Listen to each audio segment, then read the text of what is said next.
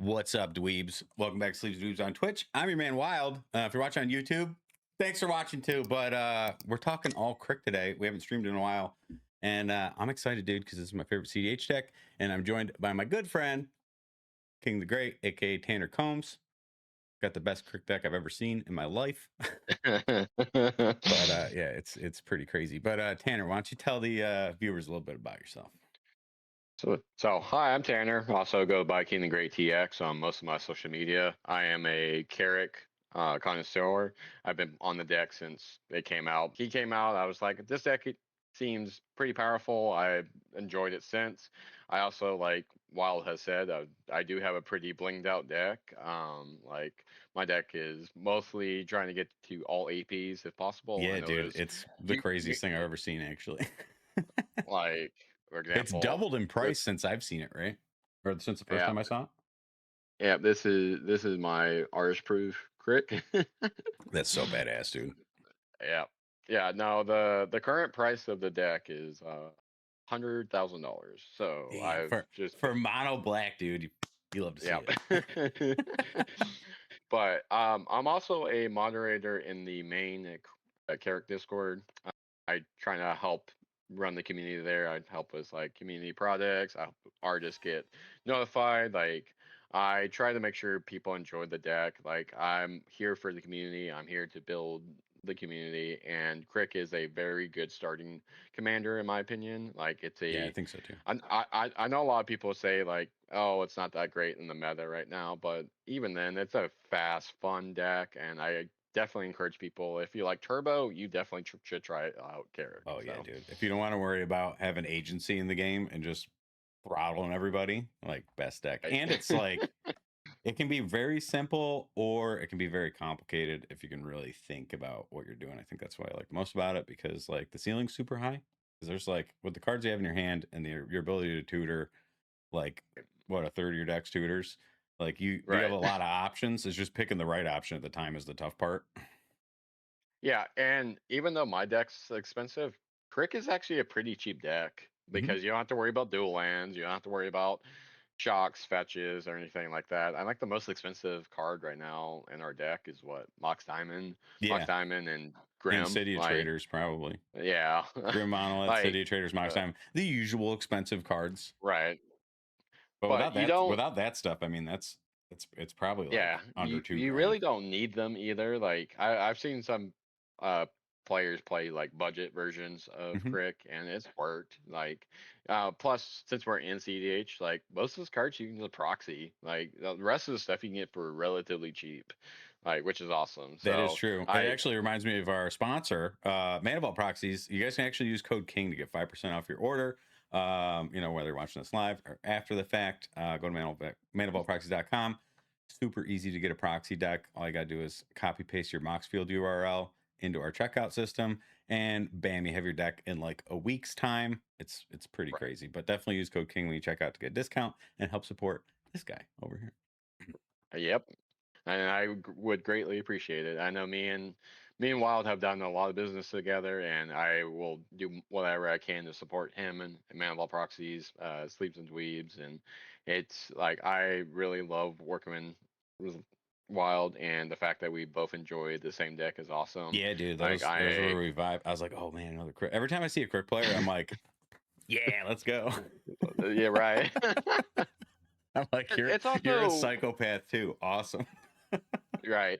What I found interesting, especially with the crick community as well, a lot of them are pretty chill. Like I know, like you think mono black, oh, they're gonna be all brooding and such, but like a lot of them are like are very friendly and just want to talk and just hang out and talk about their favorite deck. Because Yeah. like I know crick is not like a top tier deck, like it's not like Blue Farm or Sisay or anything like Hmm. that, but it still will just win out of nowhere, which is insane. Oh yeah, that's This why is I like why it. I really love the deck. So, Yep. And I but feel like there's so many like meta decks, and like everyone has like right, their little clicks where they're like, oh, a ton of people right, play Rog Thras or something like that. It's like when you see someone that's playing Crick, especially like a tournament, you're like, oh shit, you're on. And then it's like you're swapping deck lists and stuff because right. like no one's crazy enough to fucking play this deck in the meta right now. except a couple people. Yeah, which I think that's kind of what I notice with our meta right now is like a lot of people trying to encourage others not to play non-meta decks, which like I get, like we're playing for money and such, but at the Hmm. same time, I'm like cEDH is meant to have, a good time. Like this is not really something you should be focusing everything onto because you don't make money off of the playing this game. It's a hobby. Enjoy your hobby, hang out with your friends, just have a good time. It's just like that's what cEDH is for. Like I Yep. know a lot of the casual players make us like seem like we're these angry individuals because of like certain cards or anything like that. But if you go to like see like Freedom Waffles like photos and such, everyone's just having a good time. Like Yeah, everyone just wants to I have rarely fun. hear of like, I mean, out of all the games that get played out, all the tournaments we go to, like, very rarely do I hear like someone had like a really shitty experience with somebody, Right. you know? And it's like, I like it a lot. I haven't really ever, I've had like maybe two really bad experiences, but they didn't like affect the Yeah. way that I like, they didn't make me Oh want to yeah. play anymore. It's just, It it it happens. everyone always has like their bad day, it's just but like the way I tell people is just like don't let one bad day ruin the rest of your experience. Because like if you do, you just kind of just are like just sitting and brooding all the time. So Hmm. and it's just I And also tell you get a people thick is skin playing this deck too. Like you're not, oh yeah, you do. you're Oh just yeah, you like, well, I'm gonna get do. blown out here, and I'm gonna have to sit and watch you guys play until I lose. But like, at least I'm shooting my shot. Like, you Right. know. The one thing I love doing, especially when I'm playing either in the critical EDH league or just at tournaments, is like, look, I'm a mono black player. What do you expect me to do? Yeah, I was actually so I just went to the Misfit Games tournament in Oswego over the weekend, and Hmm.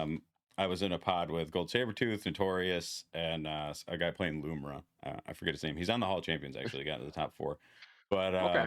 Tim's looking at me. He's playing Rakdos, and he's like, you got to have something to stop this Lumra." And I was like, "I don't know how many times I got to tell you this, dude, but like, I ain't here to help." I was like, "I'm gonna tutor for my win condition, and then if I got tutor again, it's just to lock it in." I was like, "If you think I'm gonna Right. get something to try and stop Loomer from going off and put myself behind, like time walk Yeah. myself to do that, wrong guy."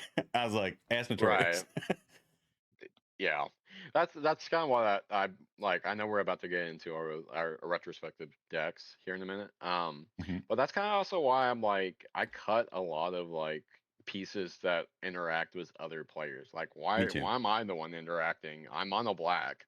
Like have someone who is a Ristic Steady out or playing white. Like so we're Yeah, I'm like, silencing I ain't attack. the guy to look at, dude. I can kill a creature, but Right. like my creature kill spells, they they kill Very my minimal. creatures, right? Or they're to get rid of like your Draenith Magistrate. I'm Right. not using it for anything other than that. Like I have Dothy Voidwalker in my deck, and if anything, it's just to like farm some counter spells from people while they're casting Right. stuff. And if it happens to stop a Rogsai, so be it. But like you really have to Right. build this deck to be very selfish. You're not like you ain't helping the table out. If anything, it's when you sit down, everyone's like, "Oh, there's a crick here," and you're instantly threat number one before anyone even shuffles their deck. Like there's no Right. like you're right out the gate, your threat meter's right at the top of the thing, and then falls off throughout the game, depending on how you play. Right. Yeah. No, it kind of gets annoying at the same time. It's just like It when does. they Yep. fully expect you to do something, and you're just like, that's not what this deck does. It's not look. It's here to interact. It's not here to do that. It's here to like, hey, can Hmm. we win turn 1 through 3? Like, but there is variations of the deck, which I also really like about Crick. Is like you don't have to play turbo. Like, Yeah, that's why I'm excited uh, to go through the lists that we got lined up because right. there are different ways to play this deck, which is cool. Like even there's different ways to play the combo variant of it. There's different ways to play the mid range variant of it. It just Yep. depends on like how comfortable you feel and like if you really Hmm. want to like ride a game out. There's so much Right. stuff you can do with it. It's crazy, especially with a lot of new cards that we got. Oh You can yeah. definitely push it into the mid range a lot better now, especially with stuff we got out of Oh yeah. Marvel superheroes. Yeah, Marvel Superheroes was actually pretty decent for us. I Oh know, yeah, like Black got so much like cool stuff. Like usually we get I think bad we stuff. actually got like we got like 7 to 8 cards that we could like slot in or try out. Mhm. But overall, I was just like, I know the three big ones were Modoc, Baron Helmet Zemo, and then Doctor Doom. Like those Yep. are the big three. Yeah. But like I did talk about the other ones as well, like Black Cat. The new Ragavan was kind of neat. That's for mid range. Yep. There was another kill spell that got introduced. I can't remember the others off the top of my head, but yeah, I The just three Marvel that like are did give most us a prevalent for bunch. me are definitely Modoc, Zemo, Right, and Doom. Just because when I right. saw those, I was like, "Oh my god, these are so good!" Like I never make like talking head videos about cards, but when I saw those cards, I was like, "We're making it real. Might as well. These Right. are good." Which is surprising. I'm not gonna lie. Like the one card, unsurprised, hold its value is Doom, and I found out why. It's because it's playing a Legacy right now, Legacy and Oh, Vintage. okay. Yeah. Yeah, Yeah, I picked people up are a foil doing copy Doomsday. yesterday actually. Yeah, I did too. So I I think got a it's pretty gonna good hold. deal on it. Mhm. But I My think buddy it had will. it in his what was it? The Grixis Norman Osborn deck. And he's like, yeah, I got this yesterday. I was like, maybe $100 right now for it. I was like, I'll take it out of sleep. Yeah, So I I want to try it out. It's cool to have a right, 2-card win combo, especially with the ability we have to, I don't know, instant speed reanimate things with haste. Like it's right.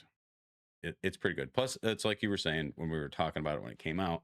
It's a bit of a draw engine too, which is nice. Like Yep. every opportunity you can get to draw cards in this deck is great because you don't have any of the traditional things to give you advantage. It's real Right. hard to get advantage in black, real hard.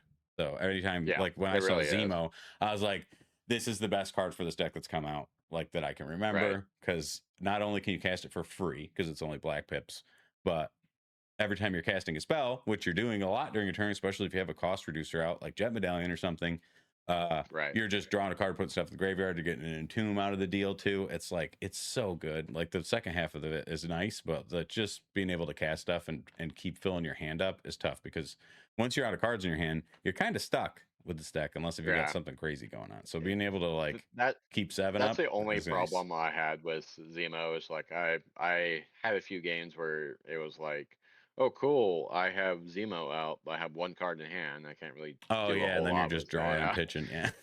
Yeah.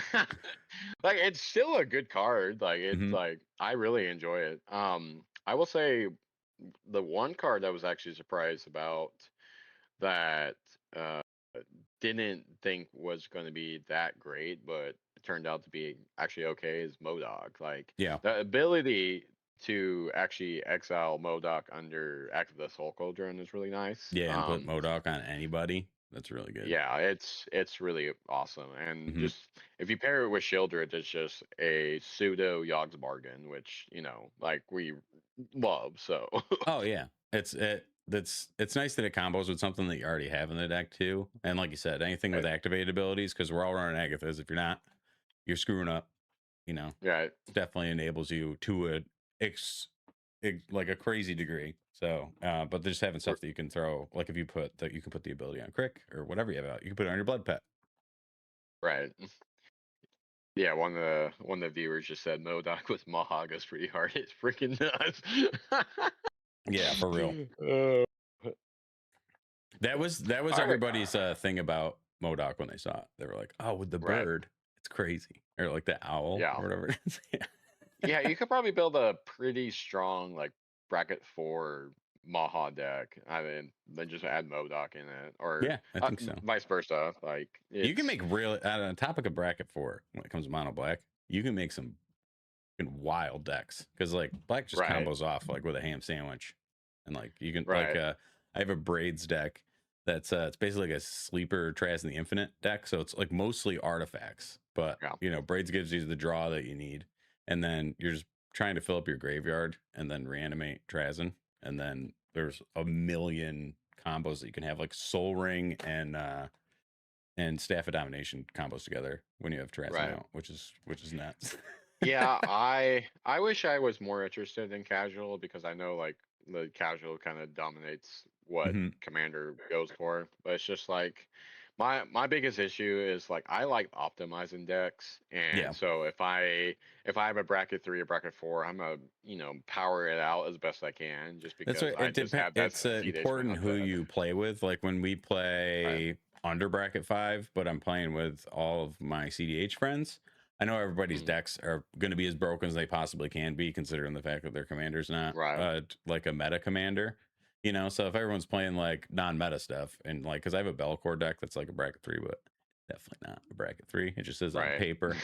But you can, like, the tendency is to just min max everything. I mean, that's why we play cEDH. So you're going to min max the lower brackets too, and then you're always the problem at Friday Night Magic because everyone's like, "What? Why does your deck do that?" But like, my brain doesn't work any other way. I don't know. I can't just make a deck that makes squirrels, dude. It's not going to work Right. for me.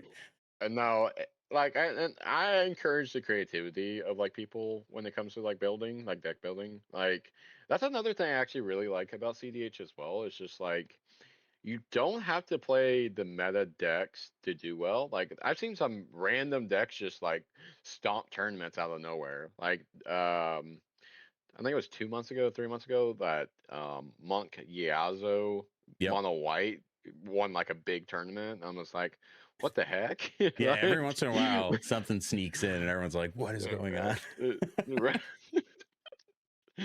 I'm gonna So, win with but Crick one of these days. I keep converting, but I'm like, yeah, it's tough to get out of like top pods with it because everyone's I've like, been I've been having success getting into top 16 or top 10, "Yep, but then I can't yeah." get to top I've only 4. gotten top 4 Like, one time. right.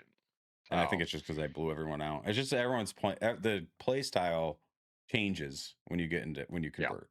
So everyone's being a little more like, no one's trying to like blow their load immediately and like ruin their Right. shot. Everyone's playing like super responsible.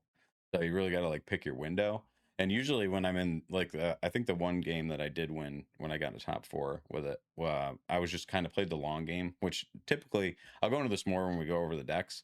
But if I feel like I want to like be nice and safe, and I feel like everyone else is going to play safe, I definitely go mid range and then just try to build up a board state of a lot of black pips, and then just like Right. drain everyone down with shielded effects or something like that slowly over time, Hmm. and then close it out with a with a Gary, just like hard casted and kill 2 of the people, and then the other person's like, oh fuck, I don't know what to do now. So Right. your Yeah, playstyle goes from sacrifice Crick with a or sacrifice Crick and cast Peer into the Abyss on turn 1 to like you got to make sure you have it locked in because it's very oh easy to yeah. get blown out after you convert for sure. So it's you got to change the way Right. that Yeah, you play.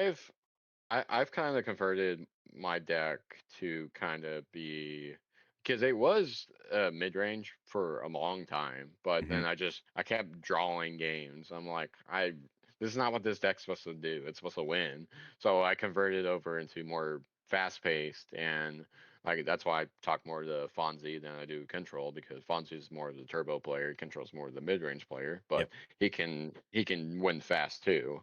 Hmm.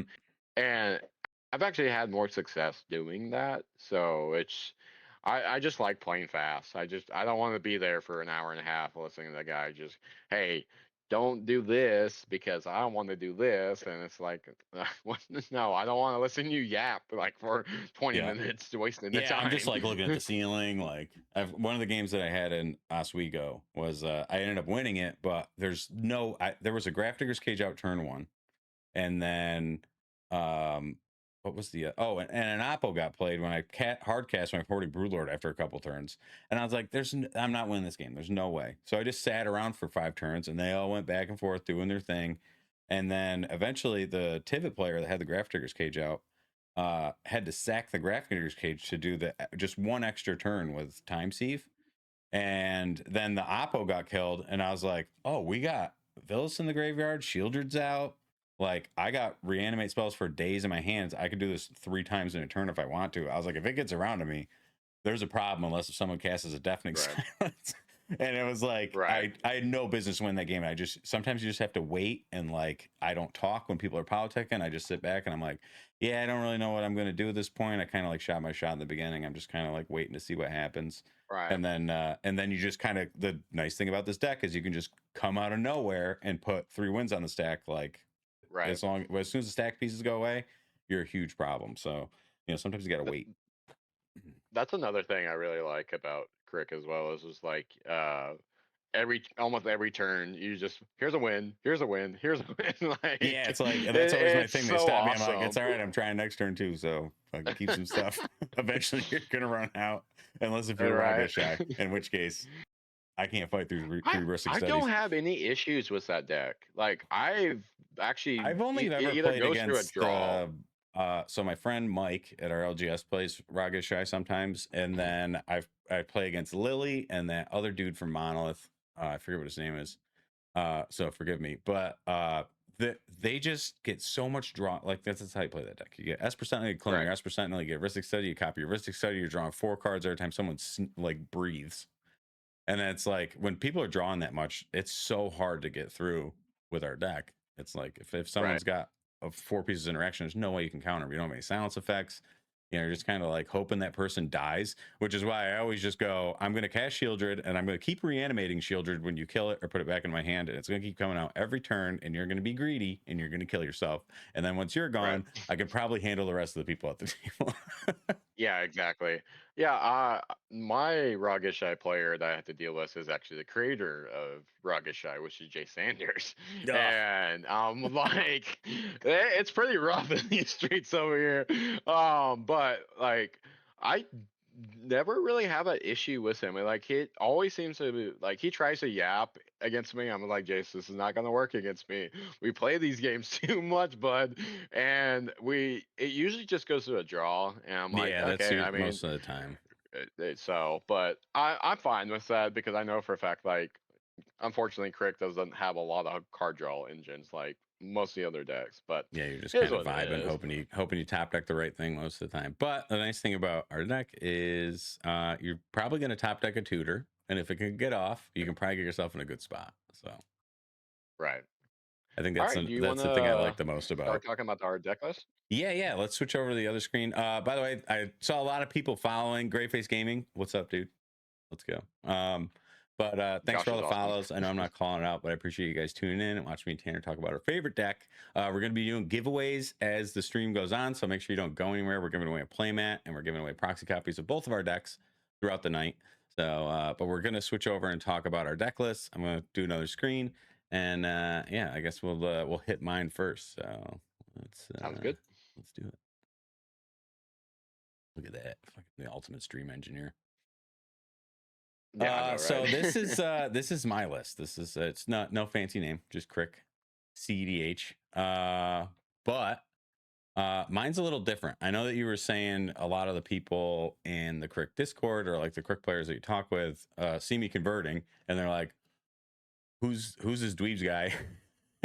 And why is he winning games? Because his list is Yep. weird. So from another player's perspective, what's something what's bizarre about my deck, I guess? Because it seems normal to me. It seems like the logical way I should play it. There have been like a few cards you've added, like that I wouldn't personally add, Mm-hmm. but like for example, you were on Massacre Worm for a while. You're on Stargaze. Like Yeah. those are cards that haven't really been played in a while. Um, I know a lot of people are actually not on Lively Dirge at the moment. It just Yep. it so, Yeah, I took but out like Lively Dirge. I think my philosophy behind that was if I'm gonna board wipe, I want it to also do something else. So I was trying to think right, of what I was trying to think of like something that like either gives me a lot of black pips. That's why I landed on Massacre Worm, because Massacre Worm coming out shuts off some creature kill loop combos like with Dargo or yeah, stuff like that. Like they're gonna kill themselves if they decide to like pop off and a Massacre Worm's out, which is pretty good. So it's a stacks piece. It's also wipes a Rog Thras's board out with the -2 right. -2s. And it's just a little more dynamic than Toxic Deluge or something like that. So Right. I I think wanted to we're do both in more. agreement. Yeah. I think we're both in agreement that like no character list should be on toxic, in my opinion. Yeah, I think it's too like it's just too situational. You need everything should be doing more stuff because you're limited. So you need to have Yeah, options Every card's got to do like a couple different things. Yeah, great face on 24 creatures, dude. Yep. Some stuff I just put in actually. I saw that you had Cynical Loner in your list. Was that correct? Josh does. Yeah, Josh does. had it in his. I kind of like this. It's neat because it's a cheap creature, so it turns on your Culling the Weeks, stuff like that, right?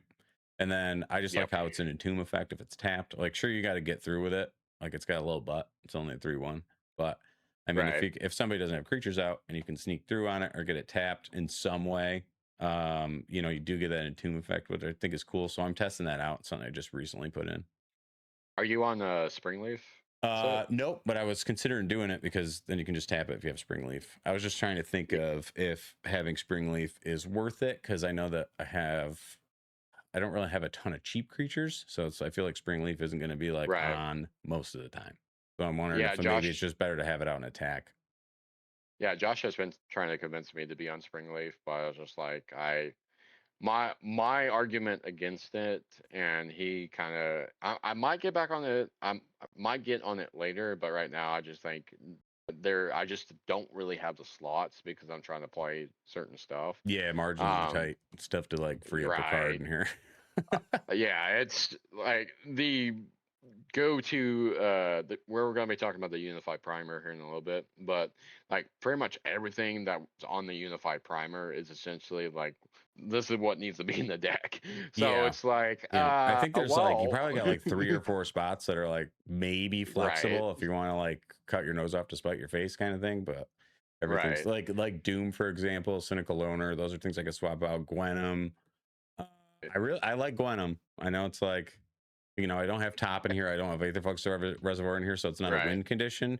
But I can't tell you the amount of times that it's really hard for me to cut her because I can tell you the amount of times I had Funeral Charm and then Shallow Grave, and just for 1 mana, I can get this out of my hand and instantly reanimate it and attack with it on turn 1, and I'm ripping Bolas right off the top with only like, you know, with Crick and 1 mana, which is like your sweet spot. You want to have Crick and 1 mana, you can do a lot of stuff in this deck if you have that. Yeah, I know a lot of lists are on Putrid Imp, so I tried that also. I didn't realize I actually had another Crick player asking me why Putrid Imp, and I was going through the primer that you had shared, and it kind of clicked afterwards. But I like how it's a really cheap creature that gets out that allows you to discard, which is nice. And then if you have it out and you get Razaketh in the graveyard, you're tutoring and putting cards in your graveyard without casting spells, which is for only 2 life, which is really cool. I like that a lot. Right. Especially if you have something like a Balthor out, you know, you can tutor your whole combo for 6 life and then pay another 6 life to bring everything back, and just there's not a lot of interaction points for people to use, which I think is cool. Balthor is probably my favorite creature in the deck, for sure. Yeah. There's so much stuff you can do with him. Like that ability is just totally cracked. Yeah, I think he's the only creature that does something unique like that, if I remember correctly. Every time I play it, someone's like, "What does that do?" And I'm like, "Yeah, this is you know, think about what could happen." And it never works to your detriment either. Like sure, it's everybody's cards come back, but like I can't think of a situation where I've activated this ability and someone's brought a red or green creature back that I'm like, oh man, I wish I didn't just do that. Unless I'm playing against another Crick deck, then I never do this one. This is definitely not. If you're playing against another mono black deck, don't activate this ability. I've actually activated this when someone had like a Dothy or something in their grave. I'm just like, I really don't care. I'm just gonna win the top. Like, yeah. Oh yeah. Once this goes off, you're pretty much on the stack after this. So it's really easy to like not have to worry about the things that come back, even because if someone wants to like, I don't know, do something that screws you up, you can be like, all right, well, I'm just going to keep doing this on top of whatever you're doing. So, which is nice. the one mechanic I wish they would do more with is the transfigure mechanic, because I know Flesh Rider is such an awesome card, and it's the only card that has transfigure. It's so cool. I love this card a lot.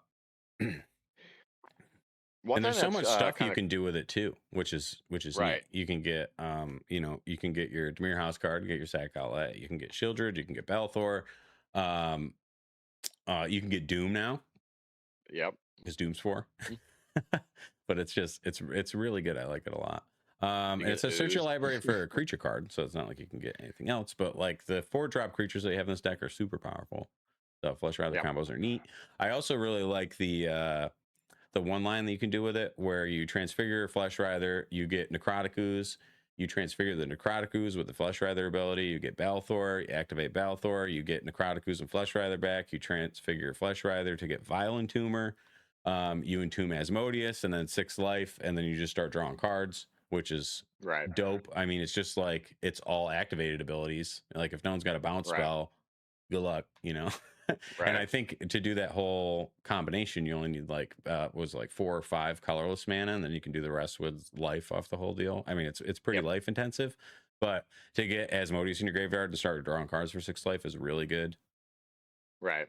Yeah, this is another reasoning why I like Crick in this meta as well, is because like everyone's like, oh, Ristic Study is a problem. And we're like, we're activating abilities, Yeah, like you we can don't go. care. That's the nice thing about this deck. You can cast spells if you really want to cast spells, but you know, if you think ahead and casting spells is going to be a problem, you can easily switch to like just an activated ability line where you cast very minimal to no spells, and then you're just skirting Right. around all that stuff. Yeah. And that's it's also pretty awesome when you get to the like Necrotic Ooze line, and then you have Ooze, Scourge Familiar, and Asmodeus, and you're like, cool, I'm going to now officially pay for all your Ristic Studies, and you can't do Yeah, and you can anything. just, you know, Yeah. because you're getting a lot of dead cards when you're drawing, and it's real easy to pay for Yep. stuff. And you're really light on mana most of the time, anyways. So you're used to operating on tight margins, which is Right. nice. Card that I just put in that I was so I was watching that video that you sent me with the list that was just basically like the Ristic Study feeding Crick Yeah. list where all the combos are just cast infinite spells. Right. But I thought this was a cool card, the Soldevi Adnate. So you can with Broodlord and a sacrifice outlet, you can do infinite tutors with this with Corpse Yep. Dance, which I think is super cool because you can cast Corpse Dance for its buyback and do it twice. And then you can keep bringing this back with haste and then bringing the Broodlord back and sacrificing this to your sack outlet after you sacrifice the Broodlord. And you just can tutor your whole deck, which is really neat. But you do have to cast infinite spells. So if there's like a Mystic Remora or a Ristic Study out, probably not the best idea in the world. But it does beef Crick up too. Right. And you can just like then whack somebody for oh, which reminds me, another hot tech that I got that I don't really see anyone else running.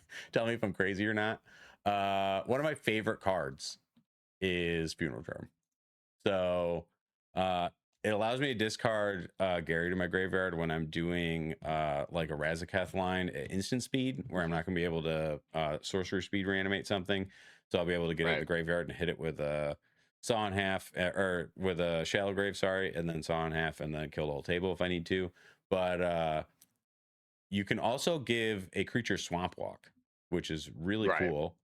Usually everybody's got swamps.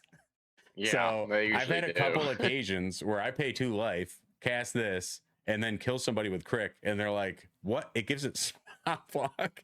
And you can also Right. kill, you know, you can kill Roger with this. You can kill Mana Dork if you really need to, if like someone's really getting ahead, You kill especially like a Bowman. yeah, you can kill a Bowmaster with it. It's you know, it's pretty neat. I Yeah, like it a lot. this Got is a lot of a utility. spicy tech. Yeah, it's for me specifically, I just like I said, I typically when I play the game, I just most of the time my game plan is not really focusing on what other people are doing, and it's just Hmm. like how can I win as fast as possible. So like this is a good utility spell, and I think like usually when I tell people when they're choosing cards on what to play or not is like just because I don't like it doesn't mean it's a bad card. Yeah. Because like there's a bunch of people like for the longest time. So one card I still think is crazy, but like all the Crick players are now playing it is Vexing Bauble. every Creek player I know is playing That's Vexing Bauble. crazy. Like, So yeah. it turns off what free counter spells, I guess, but and it Yes. gives you no benefit. Like, sure, you do to draw a card off it, but it completely shuts off your deck. That's wild. I don't know why people do that. That's nuts. I had it in there for a little while, and I was like, "Why is this a thing? I don't want to do this. It seems bad." It's The amount of because times it screwed me over. it's because of the fact that like how they're have their decks built is like Mhm. I think majority of them are running like 29 to 32 lands, and they Oh, have a okay. lot more ways to paying the cost. So they typically will just be like, okay, I have enough mana available. I can just pay, like for example, if you have Oh, a you could 3 just pay mana one spell, to be able to cast your thing. Yeah, right? yeah.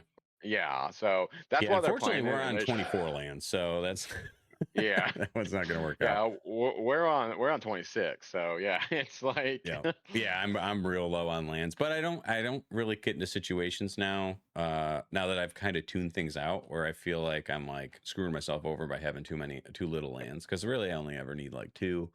And sometimes I get like a god hand, and I'm like, man, I wish I had a land in here, but it doesn't happen too often. I know you touched on I have two cards I want to talk about. The one is Bile Blight. So I just put this in. I saw Scoop Phase posted about it. So shout out to Mhm, Scoop. But I really like how it's two or just two black pips. So it's only costs life. Like I really like right, spells that are free, basically. right, If they cost me life, it doesn't count. I'm killing myself most of the time, anyways. But I right, like how it kills all of the problem creatures you can think of. Oppo, uh, what Dranith, just there's Thrasios. You know, if there's multiple copies of right. creatures out, I think this is really good because like I'm sure you've been in situations where like there's two Dranith magistrates out. It's real tough for you to kill both of them.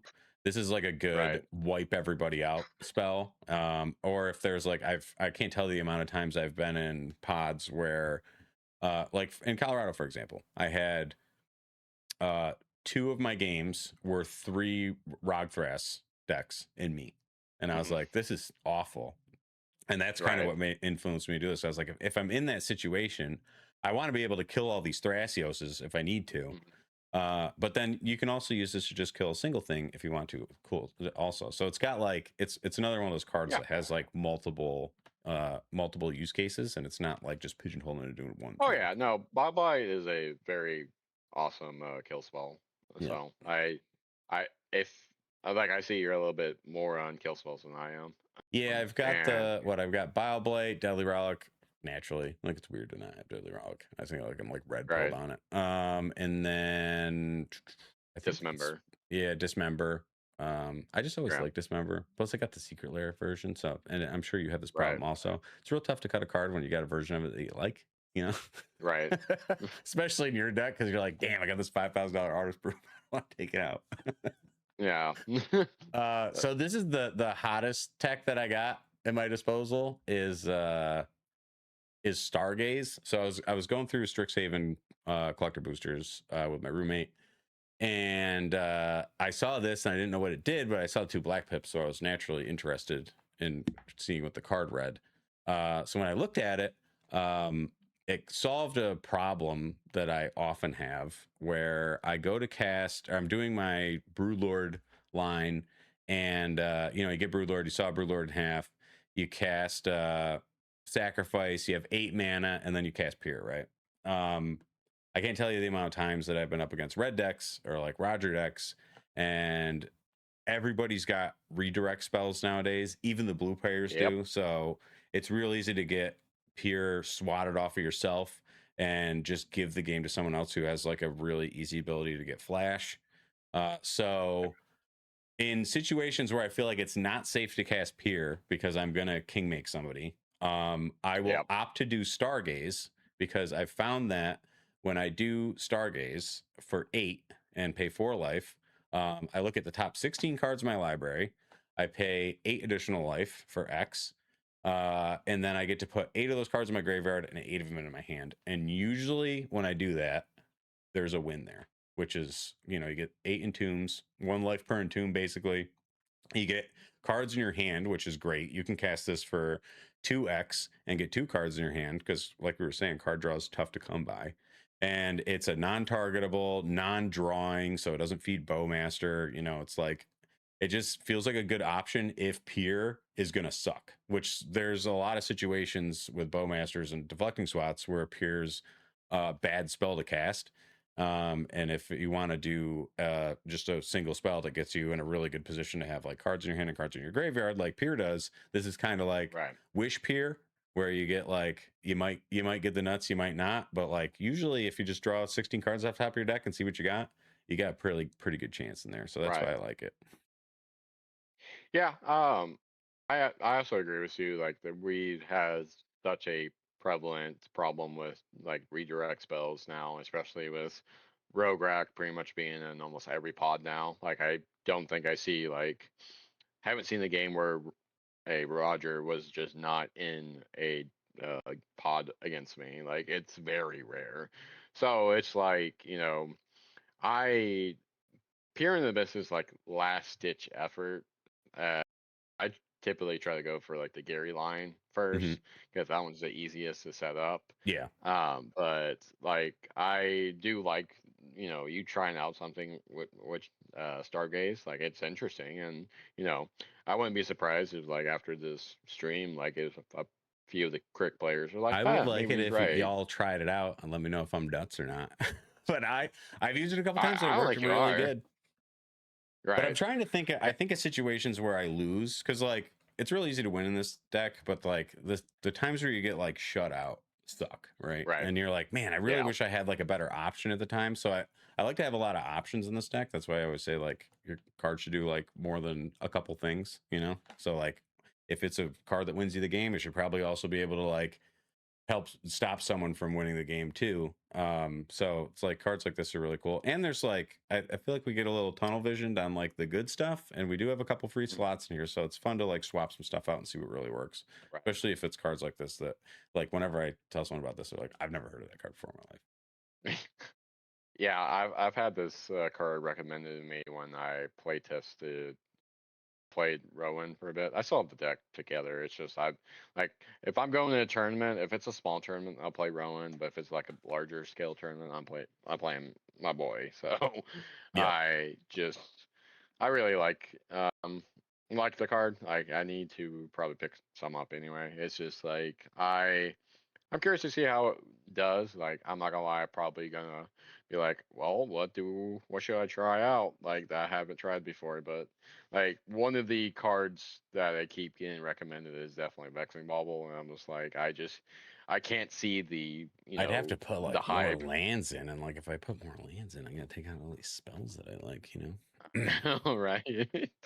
I did put Agatha's in on your suggestion, and like I did get to use it a couple times at the last tournament, so I was like, okay, I feel stupid for not having that in there.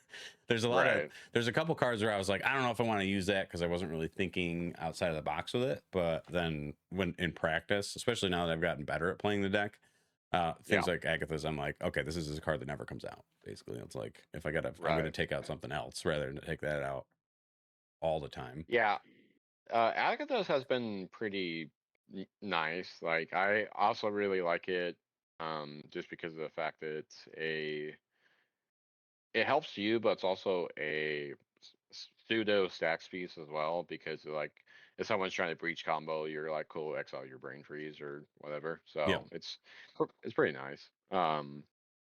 But other than that, it's just like the reasoning for the longest time I wasn't running Agatha's was just because of the fact of before Marvel was released, I didn't really like the thought of exiling my creatures, because if whatever I did got stopped, now it's like, cool, the creature I tend to combo like with is no longer your one available. combo piece is gone. That was I think that was my philosophy on like not wanting to put it in anyways. I was like, why am I getting cards on my graveyard when I'll just be able to reanimate them next turn? You know, it's like, right.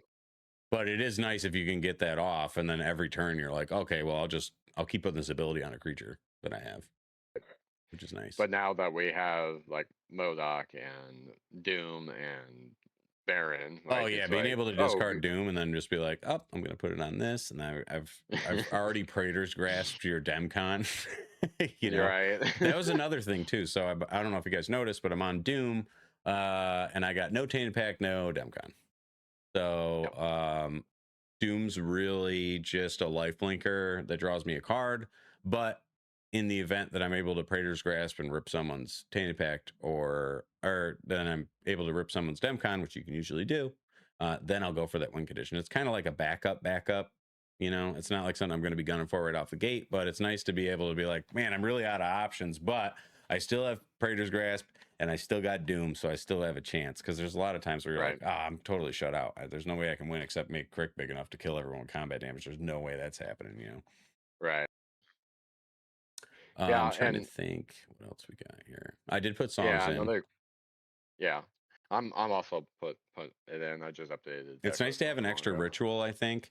And a lot of the Right. times when I'm looking for an extra ritual, and I'm like, man, I already did Cabal Ritual, I already did Dark Ritual, because I use those to get Crick out or something like that. And I'm trying to do a line down, like I'm further into a line. I'm like, I really need some more mana right now. I lost my good rituals. How am I going to get like some more black? I think this is really good, because usually when you're in that situation, you've already put a lot of creatures into your graveyard, and you just need the little extra to Yeah. get you there because you're low on life and you can't pay with Crick or something like that. So I think the like songs is going to work out really good. I just haven't had an opportunity to Right. cast it yet, so I'm curious to see what happens there. I don't like he Am I is on Mausoleum Josh. Secrets? I'm not. I was on for a little bit, and I took it out because I was just screwing around with cards that were in my free slots. But I was considering putting it back in. I got a nice foil copy in my binder. Yeah. I can't remember. One of the critical guys actually hooked me up with a Japanese foil, which is pretty Oh, awesome. So sick. yeah, I might put it back in. Like the one card I've been like, I talked to Josh about it, Hmm. was because I'm not on the combos he is on, but I also really like the card. So it's like, do I want to keep playing this, or do I want to play Mausoleum? Is Pontiff a blight? Yep. Because Pontiff gives everything convoke or extort, sorry, and but at the same time, it's like one's a pseudo combo versus one's a potential decent tutor. Hmm. So it's like, do I play the decent tutor or do I play another combo piece? So I'm like, I don't know. So, but I really want to get back on Mausoleum. It's just I just don't have a so Yeah, I'm probably going to be, if I was to put Mausoleum in here, I would probably, I might take out Funeral Charm, even though I like it so much. right. Or, I don't know. It's just so hard to take a card out, you know? I One like all card these I could cards so recommend. much. One card I could recommend is like I was telling you earlier. I think Reign of Filth is just kind of a trap. I'm not gonna lie. It's just Yeah, that because is true. I've really been on the fence about it. And I think if I had to choose between a ritual, it would be Songs of the Dam over Reign of Filth, just because right, Songs is enabled more by what your deck's trying to do. And when you're already running really light on lands, like I'm usually got like 3 lands out in any game that right, I play to completion.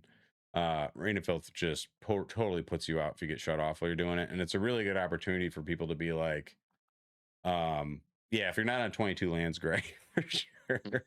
If you're on more lands, yeah, Rain of Filth pretty good. Oh But yeah, if you were in like on 30 in lands, it my would be a specific different story. situation where I don't even have enough lands to make Archipelago, yeah, Rain of Filth might be the one that I swap out for that. Because like I was saying, Songs is just it works better with what the deck's trying to do, you know, especially the way that I have mine constructed. So Right. and then last card I want to touch on that I've been having a lot of like good experiences with is Pestilence. um Hmm. I the couple games that I have played Pestilence, it did push the game to a draw, but I guess it's nice to have something that you can get into a draw situation with, because no one's really allowed to get anything out, and then you're just kind of chunking people down with Crick and getting your life back, and no one can play any little dorks or anything like that. So I do like it. I think I've only had one game where it set everyone back so much that I was able to just win because they killed an Asper Sentinel or something like that, or it stopped Right. Roger from being cast, or just being cast again. Totally shut out like a Rogsai player. It's a good thing to have out, especially with everyone playing zoo type decks or just creatures that are really important that are Right. very small butts. Pestilence is super good. Usually, if I get it in my hand, I'll be mulliganing for it in those situations, just because I want to be able to, like, okay, no one's allowed to have creatures, so. Are you on One Ring or no? No, I don't. I had it in here for a while, and then I just didn't really like it that much. One card I see that I don't personally like, but I Mhm. know some people do is Wishclaw. I hate Wishclaw with a I passion. I like it. It's specifically for. I'll explain my reasoning. So yeah, Pestilence is the reason you never even run Deluge. Correct. The reason I like Wishclaw is because I'm never looking for a win with Wishclaw. Right. It's a way to get because like we have what Imps Mischief as like our one protection spell. Right. If Right. I really gotta like if I need like one piece of backup, I have the Wishclaw out, and then everyone's trying to make a deal about who's gonna get the Wishclaw, and I always say I'm using the Wishclaw if I'm like, you're not going to get an opportunity to use it, because if I'm going to push, I'm going to use the Wish Claw before I push, and I'm going to get Imps Right. Mischief. So if I know you have a counter spell, I can stop it. But it's just there to Right. get the thing to protect yourself, I think, is like a good way to look at it. Yeah. I'll never use it unless if it's turn one. I might give it to someone who's like had a very disheartening like mulligan time, and they're like, oh, I'm down to 3 cards. And like, they didn't keep Right. anything good, and then you just give them the Wish Claw turn one, and then be like, you just got to give it back to me, dude, but go get your Ancient Tomb so you can get back in this game. And they're like, oh, cool. And then you get an extra tutor off it, which is nice, and then no one's got to worry about it. But Right. I will use it for like backup, which I think is cool. Yeah. My reasoning against it is just because of the fact of like, uh, for the longest time I've had Wishclaw in the deck, and then every time I'm like, cool, I'm gonna go use it, and then someone goes silence, and I'm like, okay, well, Yeah, that's like true.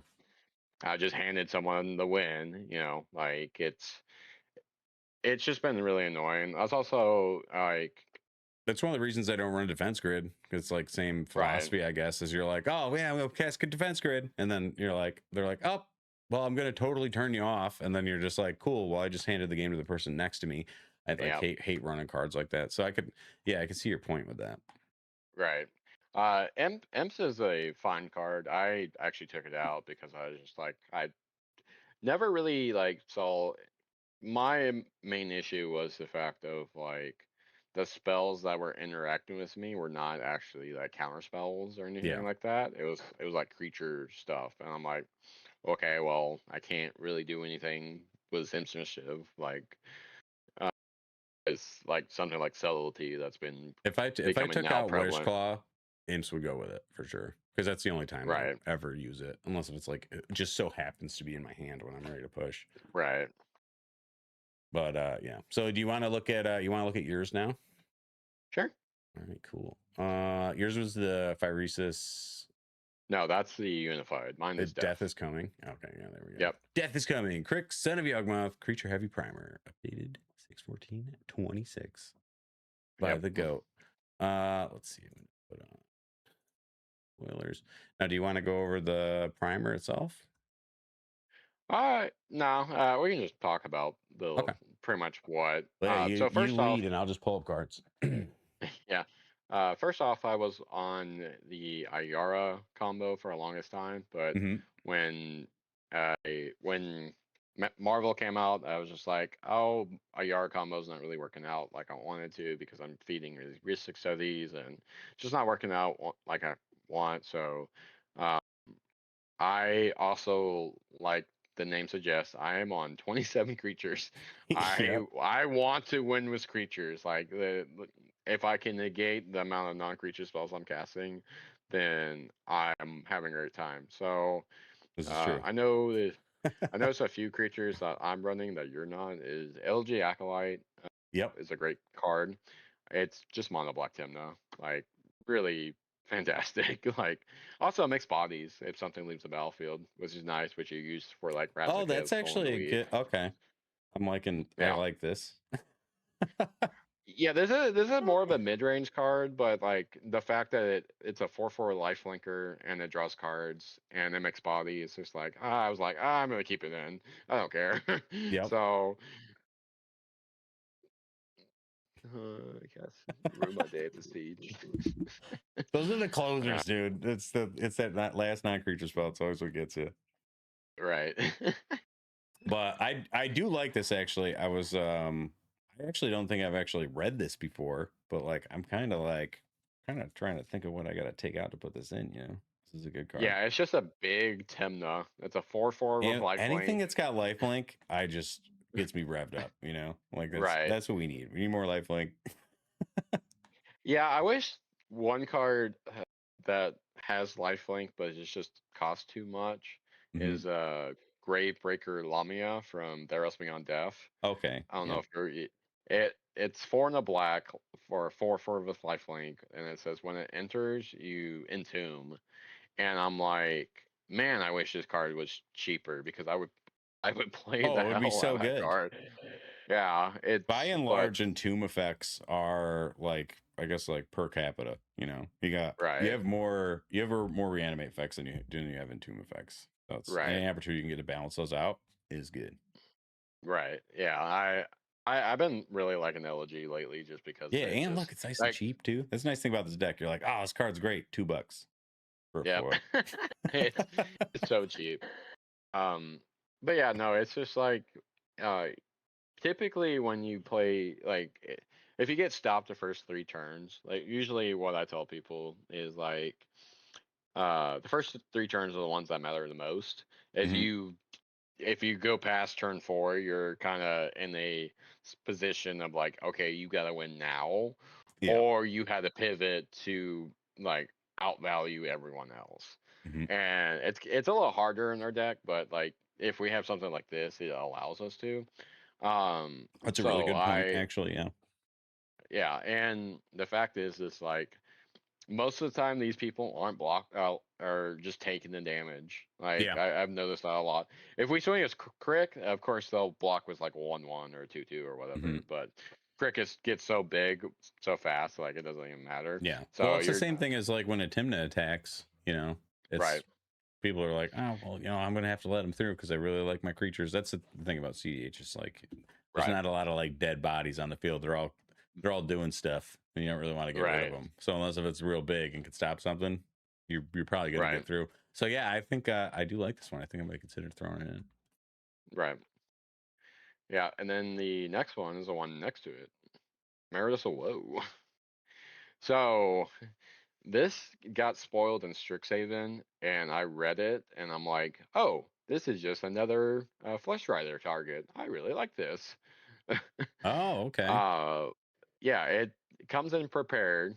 Then it just has demonic tutor attached to it, which is fantastic. And also, uh, getting that re-prepared is really not that hard. We have Bowman, we have Dillis, like we Oh have yeah, that's ways a of good killing other point. Yeah. people's creatures. So I actually uh unfortunately I didn't win this game, but I pretty much lined up a Flesh Rider line into this into Bowl Citadel, and Yep. I'm like, oh, that's cool. So Oh yeah, it but of does. It's course 4, so you can get it. Okay. I'm yep. I'm drinking your Kool-Aid, dude. I'm liking these cards so far. Yeah, I also it's a big body, 5/4. Like that thing's Yeah, swinging for like all the 4, time. man, dude. Yeah. Also, since we're on Heartless Summoning, it's like cool. It's a 2 mana. that's It's a two actually mana that's tutor. such a Two good mana point. tutor. So it actually works. Yep. Okay, So yeah, I like that. I know a lot of people were like, "Oh, this card's bad." And I was like, "No, I've been proven y'all wrong. Like, Yep. I'm sorry." Yeah, this would definitely But be something I would like. Let's say I would swap my Wish Claw out for this because it gives me a tutor, right? And it's definitely doing the a other little more. yeah, the other card that Josh actually mentioned is Grim Servant. Hmm. My issue with Grim Servant, and I told Josh this, but he insists, and we each have different opinions. Is I don't like Grim Servant because of the fact it checks for devotion, Yep.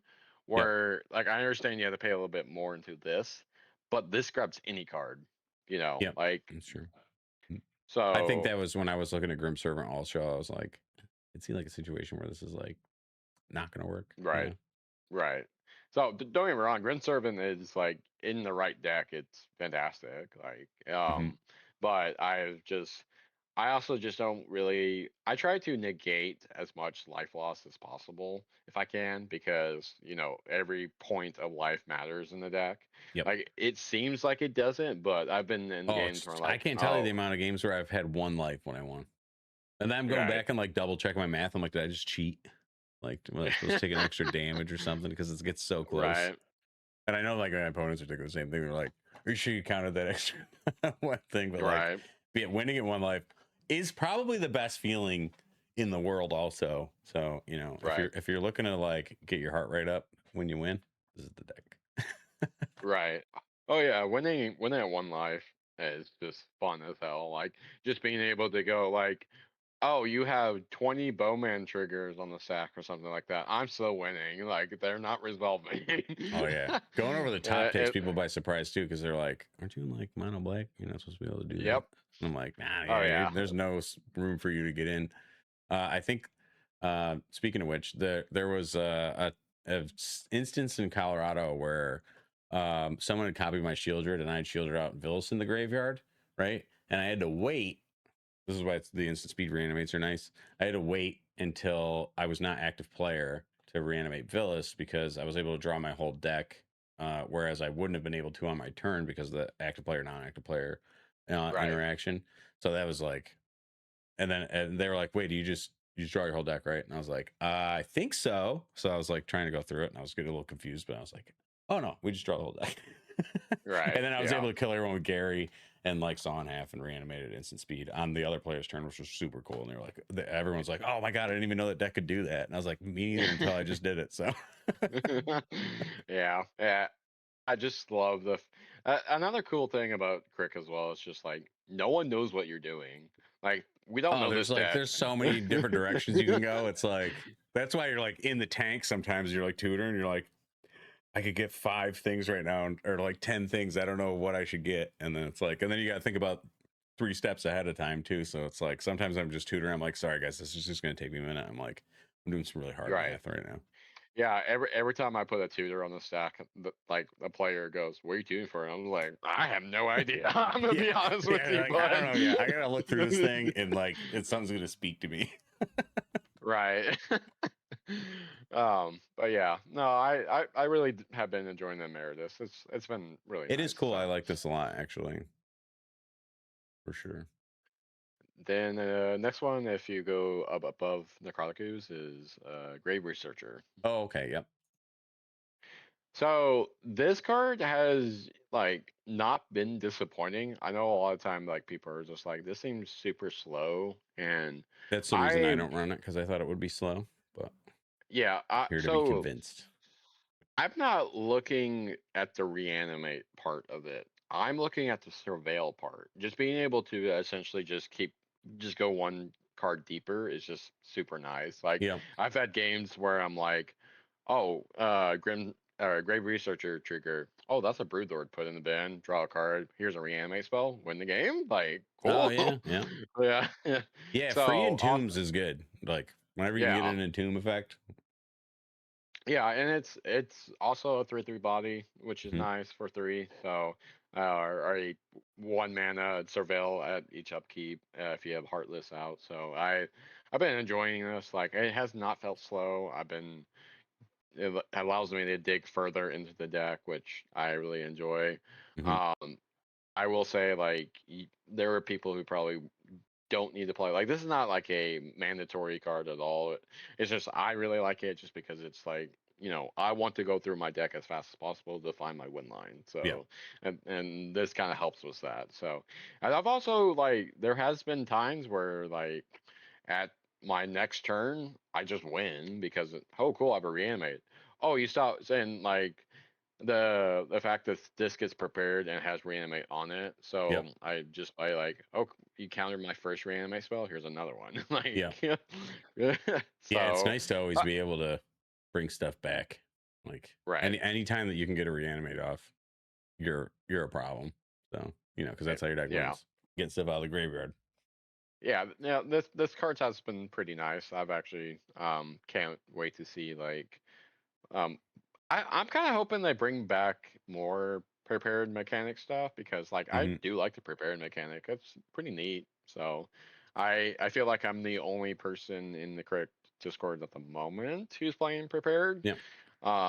But I've also told people it's just like you don't have to follow my list. Like Yeah. you build how you want. I'm just gonna give you recommendations on why I like it, and Well, if you think about that's it, so this whole prepared thing, you're basically just uh you're just adding extra cards to your deck. You know what I mean? Because yeah, like, oh, right, now you can run 2 reanimates. Like that seems kind of broken if you think about it objectively, right? right, Or you can run 2 demonic tutors. That seems kind of nuts. Like, sure, it's yeah, conditional, but like it's also conditional on drawing the fucking things too. So right. it's nice to have Yeah, no. the extra ability to do something that you already like to do a Also, lot. also another thing, and this guy's actually pretty cheap too. He's like, so Yeah, yeah, uh, only $4. I think the most like Emeritus of Woe is what, over 20, about but like so far the yeah, cards that we've looked at are like this one's under $1. And in this deck specifically, it's real good. That's another nice thing I like about Crick is a lot of the cards that are super good are like not good in anything else, which is cool. right, yeah. Like I think ooze is like only it's in Rayhan decks and Yeah, like there was like a some Marisil deck or something like that, right? Wasn't right. it the actually that was the first high powered deck I ever saw. There was when we started the Discord, there was 3 people in it, right? And our 4th person was this guy Hammy.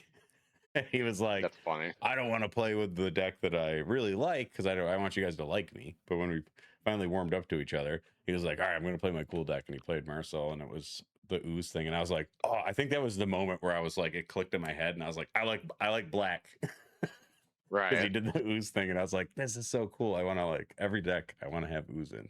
Which now every yeah, deck that I have has ooze in it. So right, I got yeah. totally pulled on it. Now we have Overeager. If you want to look at that by Okay. Yeah. Master. I've been on the fence about So this one.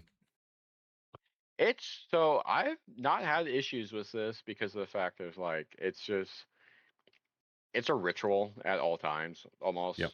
Like you discard whatever you need to, and I I've been in situations where I'm like, oh, it's helped my Yogsville stuff as well. Like if I Yep. go, um, I net a mana each time because I'm paying 2 and then paying the life and Oh, yep. then True. gain 3. So, and like I have gone from like sacking this, discarding whatever I need to, casting like a Yog's Will, recasting this, discarding like a land, and then now I have access to pretty much 4 mana, 5 mana. So it's been really nice. I've enjoyed this, and it's a pretty much a future dem situation, but this one adds mana, which is really nice.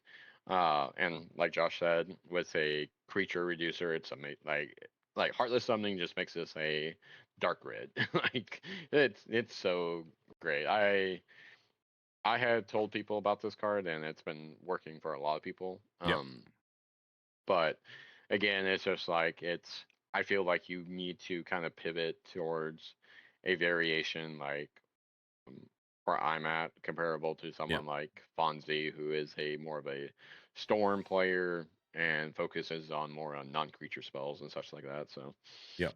Yeah, I like this, and I like how it also like the what the grave researcher that we're just talking about. It kind of enables right, stuff like that. So it's doing more than just face value stuff. It's also enabling some of the other cards you have in the deck, which is super nice. yeah, It's an and like Josh overperform said, versus grave face. Yeah, it, dude, I could see it. yeah, yeah, it's been pretty awesome. So Yeah, I've been let's looking forward go to on having this to conversation, dude. There's like I've like just to get a peek inside your brain about what you think about yeah. this is because Now I definitely respect your opinion. let's go into Pontiff. Oh, okay. Yeah, this is another one I was curious about. So I'm gonna give full credit to Josh here. Like this is his tech. So he has been vouching for this card for the longest time. And, I was like, it's a 6-mana creature that kind of doesn't really do a whole lot.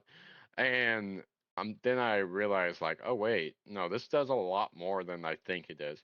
I also was on the opinion. So when I was first starting up cEDH, I actually tried this card out in like 2020, 2019. So, like, years ago. And someone told me the wrong information about Pontiff.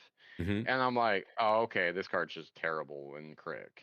Yeah. And it wasn't until Greyface was like, no, it works like this because if you have 3 creatures, you just win. I was like, oh, well, that's neat. So I put it back in. I put it in, and I'm like, Oh, oh, this wait, has can you? been. Yeah. So walk me through that. So each spell you cast, or so first off, let's say you have 3 creatures out on the battlefield. Mm-hmm. So Crick, Pontiff, and let's just say Shieldred. Yep. The next spell you cast, you go, cool, cast spell, extort trigger. So Yep. first off, you're going to pay the 2 for extort. Yep. You're going to gain 3. Yep. Then you're going to pay onto the next one. So you're paying 2 into it again. All right, you're paying 4, gaining 3, then paying 2, gaining 3. So now you're at 4. Mm-hmm. Then you're paying 2. Now you're going to 5. So Yep. now you're just netting each time. Okay. There's a combo that he is on with Vexing Bauble and Gravecrawler. I think he's selling Gravecrawler. I don't Okay. remember off the top of my head. But you just essentially put your 3 Oh, creatures so out. you would do Gravecrawler gets countered, but you get the extort Yes, trigger, and then you can just keep correct. doing that, and you net life every time. So that's actually super neat. Okay. Right. Also, poor Greyface. I don't You know get if to you my saw his card in this comment. commercial. Yeah, that's why it's important that you sign up for Twitch Nitro, because every channel you Right. watch on Twitch, you get ad free, and it really doesn't affect our I don't know, like analytics at all, or like our revenue. So Right. like that's Yeah. what I use, because I watch a lot of channels. So it's just a suggestion. Yeah. I need to actually I get wouldn't back on. suggest subbing to this channel because I don't stream enough to make it worth it. But if you watch a lot of Twitch, definitely do Nitro. I'm the only person who will say that too. Yeah, we plan on going over the primer here in a minute. So, Mm-hmm. but Yeah, we'll go through the sorry, cards and then we'll look at the combos so you guys can understand Yeah. a little better. I got Ad Nate in here too. Hell yeah. Yeah, I've been loving that, Nate. Just being able to go, like, I've had some risky games where I'm like, oh, I'm playing against a red deck or a blue deck, and I'm like, screw it. We're gonna risk it for a biscuit. So we played Adnate first, and then Crick, and then into something like both Citadel or Pure in the Abyss, and we're gonna go for it. So, and a lot of time it does pay off. So it's really nice. So, the next card I want to kind of talk about is Twilight Diviner. It's next Okay, to cool. Violent Tumor. Before we go into this card, because we're just gonna yap and I'm gonna forget what we're doing here. Also, I'm gonna throw up the giveaway for the Crick playmat. So what you guys are gonna do is you're gonna type Crick in chat once this goes up, and after we get right before we go to the primer, we'll pull a winner, and you guys will get this bad boy drawn by yours truly and purple. Because Yeah, it's I pretty did awesome. have it green, and the Crick Discord said don't do that, so we changed it. Yeah. If you guys might get a Crick play, Matt, I'm gonna put the giveaway up right now. Yeah, I'm gonna make a quick announcement in the Discord. Yeah, there you go. Let them know. It's gonna be up for a little bit, so. Bingo. They actually just updated this extension, which I love because it was a little janky to begin with. But yeah, you guys just type Crick in chat, and you'll be entered to win. And I'll pull the winner when we get done with the primer. So you got time. Tell your friends. We're giving away free shit. All right. I just posted it in the Crick Discord. So Hopefully this works. Oh, you gotta not with the apostrophe. yeah, just Not grammatically correct. KRRIK. Correct. Yeah. KRRIK. There you go. Bingo. Yep, that's working. There you go. You guys got it now. Yeah, so I should have made it with the apostrophe. I wasn't even thinking. I'm a little dyslexic. What do you want from me? No, it's fine. But Yo, anyways, what's up, let's Senpai? talk about Yeah, so Twilight let's look Diviner. at Twilight Diviner. So I actually had really great success with this card. It has been like an overperformer. So Twilight Diviner, when it enters, you surveil 2, and then Mm-hmm. whenever one or more other creatures you control enter, if they entered or were cast from a graveyard, you create a token of that creature. So if you reanimate something like Grey Merchant, you get 2 Garys, or Hornbrood Lord, you get 2 Hornbrood Lords. Like, it has been pretty great. Also, I used it as a combo piece as well because I Yep. can essentially like sack it, return it with like something like Chainer or Corpse Dance or whatever, Mm-hmm. and just be like, cool, I'm gonna surveil through my deck. Yep. So Yeah, it lines up with that. You just want to get deeper into your deck thing, which is nice. right. But I've also the cool thing about Twilight Diviner as well is it doesn't just care about your graveyard. So if you steal someone else's like Ranger Captain or Orcish Bowmaster or anything like that. You just now you have 2 copies. I've actually held a game hostage when I reanimated a Ranger Captain, Mm-hmm. and I'm like, cool, sack on whatever, sack the original, keep the copy, Yep. and now I'm gonna do it again, and now I have 3 Ranger Captains, and Oh they yeah. couldn't win that game. So That's hilarious. So yeah, Twilight has been. I love this card. I also really love the art. Like, the art's pretty awesome. So Yeah, it is neat. I got the I have the full art foil of this also, just in case. yeah, I've been picking up so I have all of the cards that are in your list, just in the back burner in case if I get a bug up my ass, right. I want to like throw them in my deck. But I gotta say, you're convincing me on a lot of these so far. So I think I'm gonna be making some changes. Yeah. All right. Let's see. I think I'm on Delba consent. I don't know if you are. I'm not, but that's just because I'm not like I felt like I wasn't on enough creatures. I mean, I am now. So, and then Right. after I throw in the couple that I'm considering out of your list, I think Right. maybe it would probably Yeah. make sense. Are you on Dark Petition or no? I am not. So I had Dark Petition a while ago, but I always felt like it was I was never casting it. So That's fair. yeah, Yeah, it Dark just seemed too Petition's. expensive. I've never had an issue with it. Like, I've always had enough instances of sorceries in my grave where it didn't really matter. Hmm. So but I've also been in games where it's like, okay, this card is just going to be pitched to Promox or something like that. So Yep. it's other than that, it's been pretty okay. So Yeah, I do have one. It was probably one of the first cards that I cut actually when I was going through all my stuff. So right, pretty much on all on the same sorceries same there. stuff there. Are you on Bitter Triumph?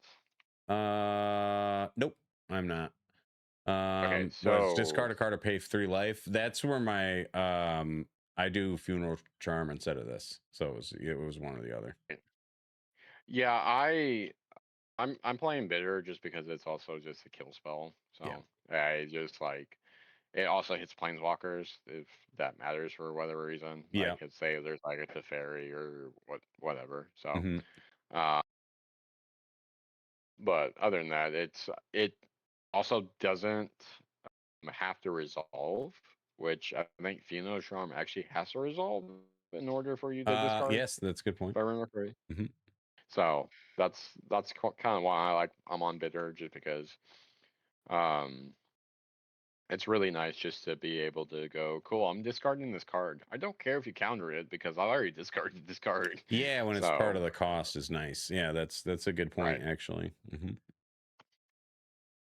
like that. You're on Cabal. You're on. We're Yeah, on I think I'm song, on pretty much sacrifice. everything else here. I'm on songs also now. Are you on Citadel? No, because I got Gwenum. Oh yeah, you're right. Yeah, Yeah. I don't think you don't need Citadel. I like the creature better than the artifact, I think. Yeah, I I played Oath at one time in the same deck, but then I was just like, I just preferred Citadel Yeah, there was like a over week where Gwen. I put top back in, and then I put Citadel and Gwenum because I was like, oh, this is gonna be great if I get to. But I was like, I really am Right. just looking to have these cards to get some more, like to just get through the deck more. And like I'm not on a lot of land, so I'm rarely just hitting dead stop on a Citadel effect. So I know I'm on Sensei's top, but that's because I'm playing Citadel. I'm not on Aetherflux. yeah, I I think just Aetherflux is it's one of those cards where it doesn't really do anything other than win you the game. So it's another one of those things I don't really like. yeah, It's the same reason I don't really like Sensei's either, because I mean Sensei's is like, sure, if you got Citadel out, it's just you can get through the whole thing. But right. Sensei's always feels bad when I'm not using it for that. You know what I mean? Yeah, my reasoning for Sensei is just because I can tutor it with like Saga or Tezzeret, Yep. which I really like. Um, but it's like not a needed card, like because sometimes you can Sensei's lock yourself, which sucks. It sucks so bad. Yeah. But I also have a really cool altar of Sensei's, and I'm like, I really like this card, and I'm gonna keep playing it because I have a awesome looking Sensei. So. Yeah, Um, I got a foil. I actually picked it up in Colorado. I got it's got the artist drew little bat wings on it. Looks pretty neat. right. Also, like So it's thematic. Josh said, is Pontiff is way better than Aetherflux Yes, by true. Yeah, far. Let me see if I can find I need to pick up Sensei's. this voltaic key. Yeah, the So let's see you're if still it's on. I see you're still on Dance of the Dead. I recently cut it because I can't tell you the amount of times where I've been like, "Oh, cool, I got a reanimate spell," but the tapping just bones me. So I was like, I got so pissed off I, about that happening. I was like, I've never had an issue. get it out of here. Like, yeah, I've never had an It issue was with like it. I Like, was trying to reanimate a Broodlord, and like I was super tight on it. So it was like having the creature tapped wasn't just screwed right. me over basically. And then But yeah, I actually had to block. I had to do a reanimate, so I had a blocker, but the only reanimate I had was Dance the Dead, and I was like, I ended up dying, and I was like, oh man, I right. wish that the creature didn't come in tapped. So I was like, the tap thing just Yeah, kind of pissed me off, so I got rid of it. right. Plus, Yeah, this. we have so many reanimate effects that, oh yeah, dude, that's awesome. Yeah, it's like a dragon. So Yeah, it's I like that. and then of course I have this uh altered Dance of the Dead. Dude, So that looks really cool. Yeah, I wouldn't want to cut yeah. it either if it looked like that. Yeah, Yeah, I I've like never had any persist. issues with it. I Yeah. had persist in there for a little bit, and then I was like, I forget why I ended up taking it out. I think it's because I was like, I had a ton of reanimate spells, and I didn't have a lot of entomb effects. So I was like, I took out some of the reanimate spells that I wasn't really too keen on, to put a Right. little more, put stuff in my graveyard. Necro, yeah, Yep. I uh I took Necro out because I was like, I had grand plans for Necro when I put it in. I was like, oh, I can do this cool stuff. I can do the end step Hmm. triggers. I had all these things figured out with Balthor and LED. And then when Zemo came out, I was like, okay, so Necro is like, you're not typically going all in on it. It's more of like get some cards, right? Because we're already you're so low on life after you cast Necro that you're you're at 28. It's like, are you Right. gonna pay 18 into it or like a little more because you still need some life to cast some spells after you get the stuff you need? It's like it didn't seem super worth it. So when Zemo came out, I was like, okay, so here's something that's 3 black, that's gonna put cards in my hand, that's gonna put cards in my graveyard, and I'm not dealing with this Right. whole discard stuff to exile. I got to make tough decisions about things that I want to keep. So I was like, I swapped out Necro for Zemo because I feel like Zemo was maybe doing a little more of what I wanted to without the drawbacks. Right. Yeah, for me it's just like I'm still on Necro just because of the fact you can still win pretty well with it. Like, we're not a Necro deck, but Mhm. Necro is just such a powerful card. It's like, Yeah. I don't see a way of just like not running it. But also, like I said, there's people in cEDH who I've actually talked to who are like on other decks who and they're like, oh, we hate Necro because that's a very complicated card. It is Yeah. like trying to figure out Necro is such a pain. But also, like at the same time, it's like going back to Zemo. The one thing I do like, I know I was telling Josh about this. Uh, you can respond to all the Necro triggers um, with Mhm. Baron's activation on the stack, which is really Okay. nice. So, like, you're gonna have to pay a lot of life into it, but like, cool. I'm gonna swing. I already swung. Now I'm gonna activate this boast. Before the boast ability, I'm just gonna trigger Necropotence, and then I'm now gonna try to win on top of all of them. So. Oh, okay. That Yeah. is an option to do. So, but it is very life intensive, and like you said, it is Oh, so you very can, do, so what? Zemo's exile any number of black cards from your graveyard with 15 or more black. So you can boast without the condition being met in the graveyard and then get the condition off a Necro, as you're saying? yes. Oh, okay. All right. Yep. All right. Okay. I like that a little better.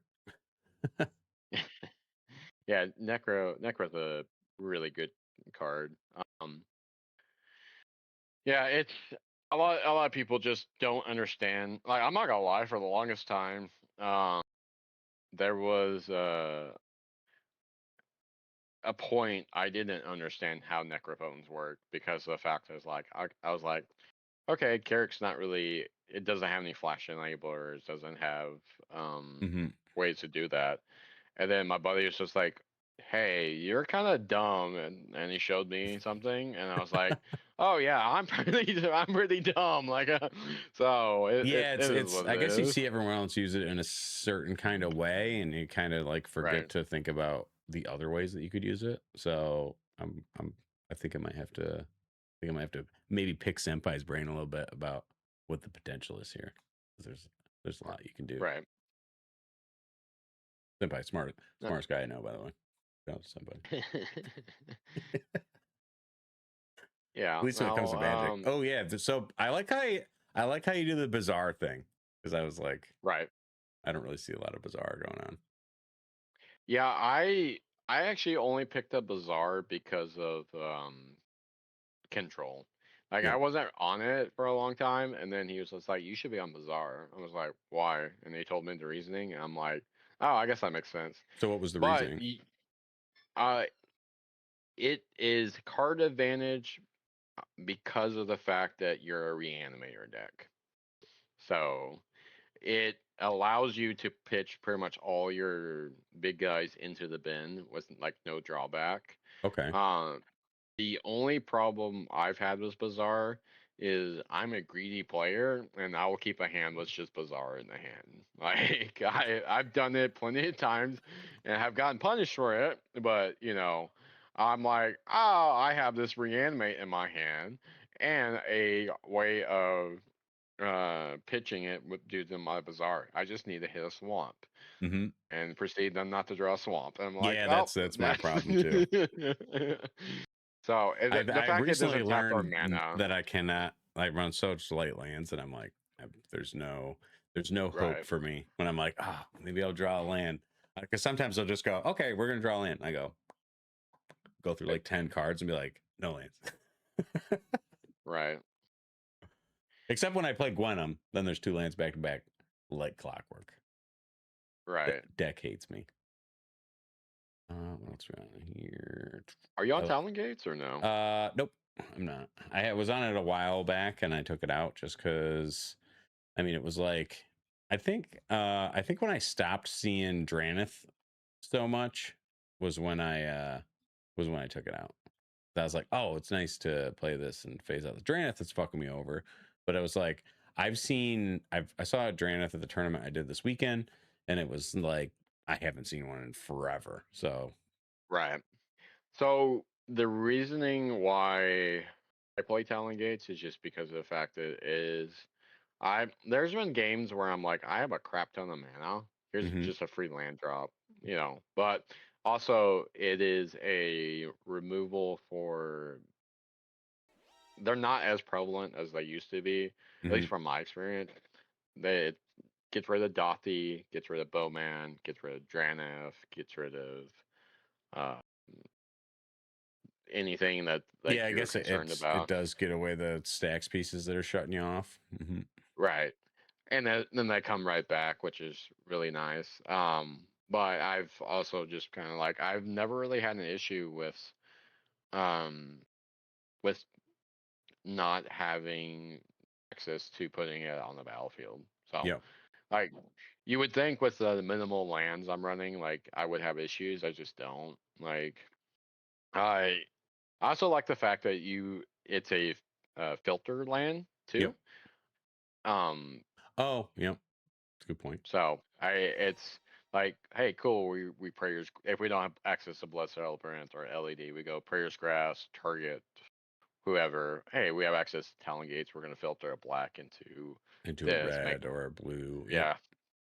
So it's been super nice. I'm not on two cards that we did miss that weren't in my list but were in yours were Arcane and Felwar. Yep. And the reasoning for me not playing those is just like they always felt unneeded. Like I don't have trouble making mana in this deck. Like Yep. it seems like I have trouble, but I don't. And I'm like, I rather not draw mana sources. I rather draw like a spell that I can do something with. Yeah, that's a good So point. I mean, probably the argument there would be like, if you're gonna run those, why don't you just run 2 more lands yeah, exactly. at So at that's least, you know? right. So that's kind of what I did is like I was on I think I'm about the same amount on the lands you were on, and then I'm like, I don't need these two cards. Then I swapped in with Yeah, man. I was basic 2 lands. swamps would probably be is gonna help me out a Right. lot more than having those in there and being like, oh, cool. Well, I got 1 land in this. Right. That's a dead card. So yeah, that makes sense. Yeah. It also are kind of harder to cast nowadays, or not harder, but like I rather have them out on like turn one, Hmm. and just not as possible as much anymore without mana crypt. Yeah, So yeah, that's also a good point. You know, they're really good when you have crypt. right, Mm. yeah. I don't know if we'll ever. Speaking about mana crypt and like JLo, I'm not for sure if they'll Crypt's dead, ever. baby. Ain't coming back. eh, yeah, yeah. maybe, maybe J-Lo. Please, Yeah, maybe somebody, JLo. for the love of God, give me my life back because I missed that I know, card. right? They made this deck so good. It's so fast, dude. Right. It's just like you wouldn't think one card would just do it, but like just getting that, and you're It like, oh, really does. cool. I get my commander and then like 1 mana left over. That's like exactly what I want. And it didn't cost me anything to do it. Like, deck gets exponentially faster when you have duos. All the other Yeah. cards, like Dockside and stuff, Tyler, those can stay. Those can stay banned. Give back JLo. Plus, I feel like JLo enables this format to be more commander purist, like we are. And then people Right. want to play like not partner commanders. You So know? I'm gonna talk about this just for a minute, and then we can go into the next thing. Mhm. I actually think after those cards got banned, like from my perspective, I think the format actually got worse. Yep. So Yeah, I definitely I think it shifted. I mean, because what changed? That was a pretty drastic shakeup, and right, then things just kind of shifted into this whole like sloppy mess that we have now. right, It just took a little while, but like people were like, "Oh, cool! I got like, you know, right. there's not this threatening stuff that we're worried about," and then you just get the Well, position we're in I now. So I also feel like there wasn't a lot of thought put into that as far as like right. the down the road. I also believe the fact is like, I tell the people this every day. Like I think the one archetype we don't actively see as much anymore is stacks. And I tell people I think stacks is essentially dead because mana crypt is not around. Yep. And like I understand mana crypt also enables like, the turn one risk sticks and such like that. I get it. But also like Mana Crypt can potentially kill you because we're so on Adnod's Necro and effects like that. Mm-hmm. Um, if we did have access to Mana Crypt, we would have Roll Law, Trinisphere, uh, Blood Moon, if that sort of matters. Or any of the Roll Law creatures, like. But I feel like without that, it kind of makes stacks a dead archetype. And Yep. but I also think we need JLo back because, like you said, I believe that there is a lot of decks that would benefit from it being unbanned. And I also just like I understand where Wizards was coming from in regards to like, these cards are powerful for casual. But then when I looked at them, I'm like, but we have rule zero. Like competitive is in a completely different ball game. And Yeah. it felt like when they banned the those cards, they only banned it because of competitive, not because of casual. And I know they say that's not the reasoning, but it to this day it still feels that way. And Yeah. it I also felt like the people kind of distance themselves from the game because I like the amount of people that quit Magic because of the bans was just like Oh yeah, astronomical. it Like, just cleared house on like so many levels with everything. I think it was a bad call, and I'll always stand on that hill. It's like I don't think that right. was the fucking move at all. Right. Yeah. But anyways, let's get on to Yeah. the primer or the Yeah. unified primer. So we're gonna switch over to the primer. If you guys are watching right now, I know we got 21 people in the chat. Make sure you type Crick in the chat, no apostrophe, KRRIK, to get entered in this giveaway. We got 10 people in there right now. We're giving away this Crick playmat that I drew. A little graffiti action here. Yeah, it's pretty awesome. Yeah, this I still thing's have mine. dope. I think every Crick player should have one of these. If you ever see me Right. at an event and you play Crick and show me your deck, I will give you one of these for fucking free. No questions asked. Yep. Yep. Yeah, no, Wild does do a lot of awesome stuff for the Crick community, and like I'm always hooking I up the completely Crick vouch. players. Yeah, I can't wait until you make a Crick playmat. Also, like to all the Crick players who ordered a playmat through me, like I'm sorry it's taken so long for me to deliver playmats. I'm never doing it again. Oh It's yeah, just been a it's rough, nightmare. dude. I had to start stocking them at my house because I was getting them drop shipped, and like it was always Right. stressing me out. So I was like, I'm just gonna buy every time I make a playmat, I buy 10 of them, and I have like a pile of them. If it's like Gold Sabertooth's house, have you ever been to Gold Sabertooth's house? Every surface is covered in playmats. It's hilarious. Yeah, it just became a problem because of the fact that I had different. What I tried to do is give people options of like different art for playmats, and they're like, okay, confirm which playmat you got, confirm your name, your payment, and all that, and then it's like, okay, 6 months or like 3 months pass or a month pass, 3 months pass, 6 months pass. I was like, guys, I need your confirmation. We still haven't reached 100 pre-orders because if you want this price and then not to be more expensive, I need you to do this. Yeah, it's And then tough, I was dude. like, yeah, it's just like, okay, like Ooh, I'm not upset. Chumsky So gets a Crick playmat. Let's go. Congratulations. congrats, Chum Chum. That's Hell awesome. yeah. All right. So what you're gonna do is message me on Instagram or on Twitch or wherever you can find me at sleeves_dreebs, and I will get this out to you for sure. And make sure you stick around because this isn't the only giveaway we're doing tonight. As we get deeper into this episode, we're going to be giving away a proxy copy of my deck and a proxy copy of Tanner's deck as you see them on stream today and during this video. So yeah, stick around. Let's go, Court. Congratulations. I'll be fucking shipping this right down to you. I might actually even send it to Tim. You can hand deliver it. Let's go. That's awesome. Right, so get rid of this now. And we'll switch over to the primer and we'll go deep into the Crick combos here, which is like, that's what this deck does, dude. Yeah. Ooh, Right. death is coming. That's awesome. Yeah. Let's go to the Phrysis one. The Phrysis one actually has all the combos. Okay. Yeah. Go to primer. Bingo. Yeah. So first off, I want to shout out Josh for the amount of work he's put into the primer. Like Oh yeah, primers are a daunting task. oh yeah, I need to update mine because there's a lot of the combos I'm not playing anymore. Like example, the AR combo. But Josh is such a dedicated crick player. He is such a nice dude. Like I love chatting with him. I love hanging out with him. He is like if you're ever able to play a game with him, he is a fantastic human being. Like I can't thank you enough, Josh, for all the work you've done. Like you have helped the crick community grow exceptionally large, and like am glad you are part of our community, and I hope to see you continue to grow as a person, as a content creator, as a player. Like you are a awesome dude, and like I said, thank you so much, bud, and um like and I can't wait to continue to do a lot more with you. Hell yeah, dude. Yeah, you love to see it, really. So but let's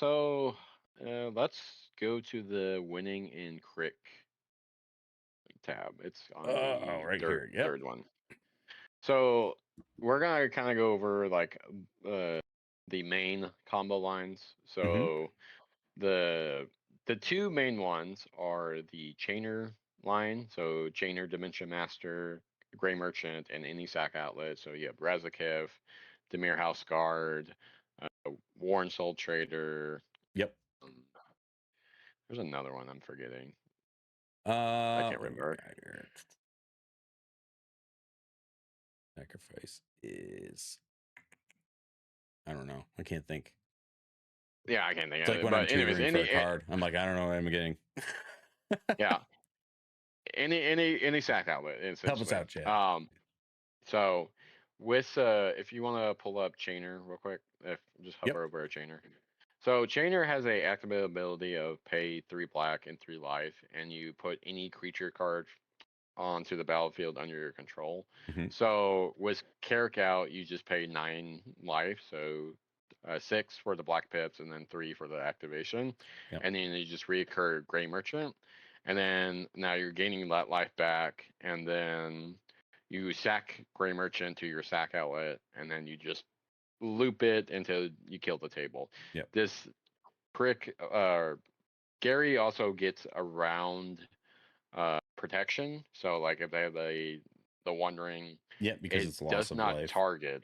Correct. So Veil of Summer doesn't stop it. Autumn's Veil doesn't stop it. Wandering doesn't stop it. So it's such a solid loop. Like when you present that, everyone's like, okay, like no one's ever got in for it. Also, it's like if someone goes, because I've seen some decks actually play it. If someone goes, well, Angel's Grace, and they're like, okay, pass turn, kill you at your upkeep, like, yeah. That's the best. Or like you've just bought yourself another turn phase of a turn, but you're still dead. Right. Yeah. I love Chainer. I know Kntrell's not on Chainer. He's more on the Corpse Stance line, which that's crazy. Actually, Chainer's such a good card. I think his problem with the card was just like he just always had a bad time with it. So and his is more of a mid range build. So like he's trying to do other things, not really focus on. I feel like Chainer is also more of a turbo card too. Like it can be in the mid range deck, but you don't necessarily need Chainer. It's also the loss of life. Like paying 9 into that ability is pretty rough. But the cool thing about Chainer is it's an instant speed activation. So if someone goes, cool, endurance target you, like, cool, activate again. And they're like, oh well, that sucks. So there's a lot of situations in this deck where like someone waits a step too long and they're like, oh, I'm gonna do this, and you're like, it's too late, dude. I'm just gonna go on top. Right. And they're like, oh shit. Yeah. Yeah, I love Chainer. I'm trying to get the AP from Mark Zug, but he's kind of being difficult. But anyways, it's all right. He'll come around eventually. Yeah, I know. But let's go on to the next line, which is the Ooze combo. Okay. Yep. Oozmodius. Classic, dude. The best. You Yeah. love to see it. So Necrotic Ooze is a creature that gains abilities of all creatures in all graveyards, so not just yours. Yep. And essentially, you pair it with Asmodeus, the Archfiend, and Scourge Familiar. So you can either start this combo with life or mana, doesn't really matter. Yep. But so you activate Asmodeus, paying the 6 life, which allows you to draw 7 cards.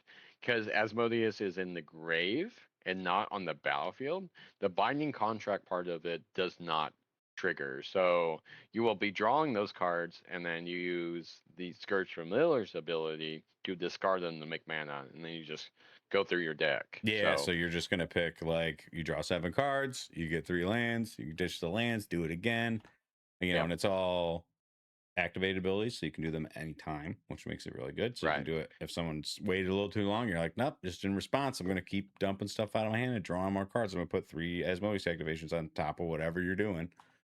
Right. Yep. Yeah, and a cool thing about the ooze line as well is you don't need crick on the battlefield. You can actually just do this with Yeah, a it's buried alive or reanimate. just a So 3-card combo. Yep. Draw your whole right. deck. So it's those are our main two I do primary like ones it that we more want. than I've actually been leaning a little more towards looking for this right out the gate, just specifically because it's not commander centric. Like I had a Duranath out in one of the games of the last turn I played at, and this was my go-to because I was like, well, I don't need Crick out to do this. I can still draw my whole deck. I just got to get there. You know, it just might be a little more mana intensive, but you know, we can do it. Yeah, these two combos are like our primary ones. So definitely, if you're trying out Crick, you should definitely put these in here. So before you even get any like too deep into like in the tank on like all the crazy stuff that this deck could do, with all the interactions you have between your different cards, like these are your bread and butter. Like if you're gonna entomb things, go for this combo or go for Oozmodius or go for Chainer, one or the other, you know. And then there's a million different ways to get there too, depending on what your situation is. Yeah. Now let's go through the win condition tier. So of course the S tier this is cool. I like auto this. occlude. Yeah. Like I said, Josh has done so much on this. Like, of course, Gary is our bread and butter. It's the one that kills people the most. It's just great. Next we have the Bola Citadel, Aetherflux, Sensei Stop, or Necropotence. So you just Citadel combo. But now that don't know if Josh has added it yet, but we can actually replace Aetherflux with Pontiff now if you're on Pontiff. So we'll probably add that later, which is really nice. Next is Pestilent and Wandering or a very high life total. So you do the ooze line, and then you pretty much draw your deck, and then just put a million pestilence triggers on the stack, kill the table, and as long as you're higher life total, or if you've cast one ring protection prevents it also. Right. Is that correct? Yeah.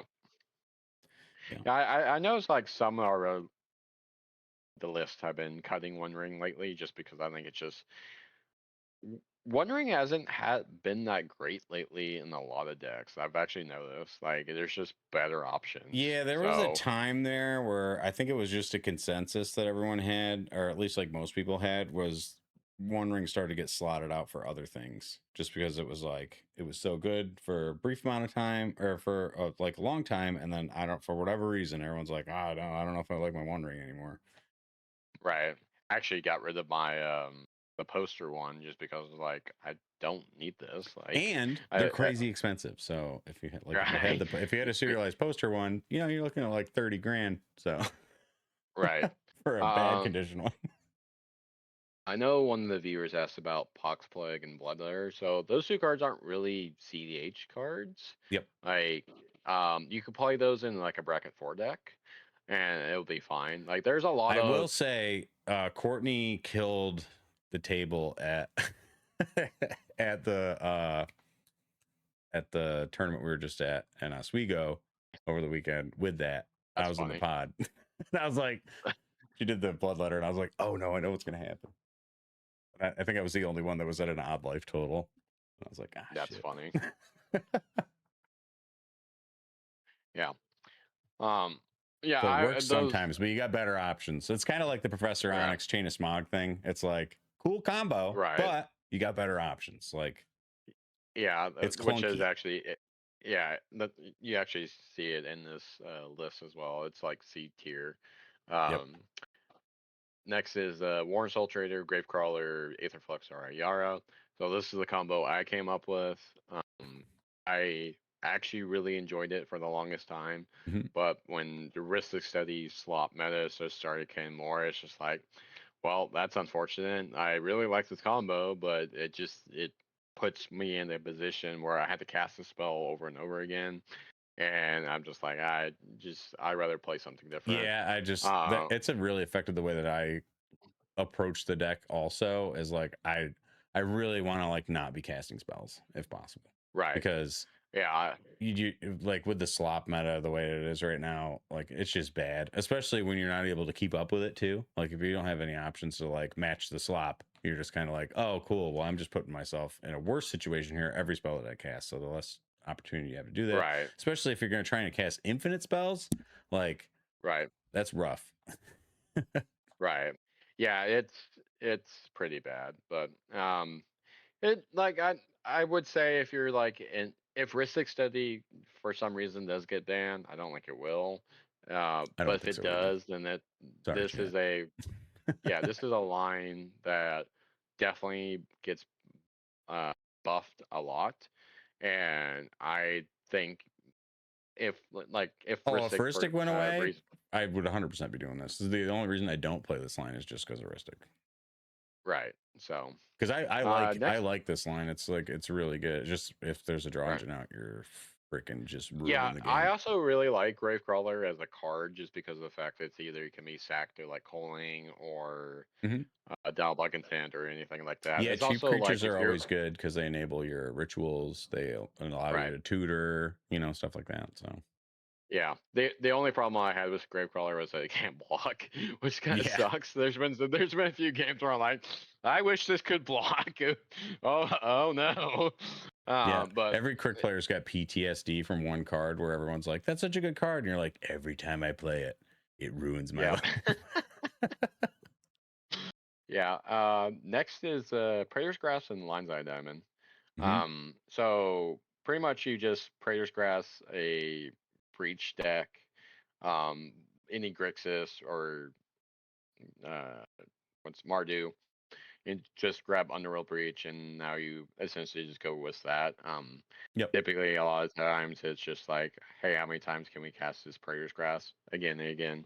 And you can grab Brain Freeze if you need to. You can go get Thassa's Oracle and Decon if you need Yeah. to. I always start with a brain Um, freeze and then see right. what happens. Yeah. Yeah, this is pretty linear. Like you don't necessarily need it, but it's pretty awesome. So, um next is Got Peer in the Pier, Abyss. Bowmasters. Yeah.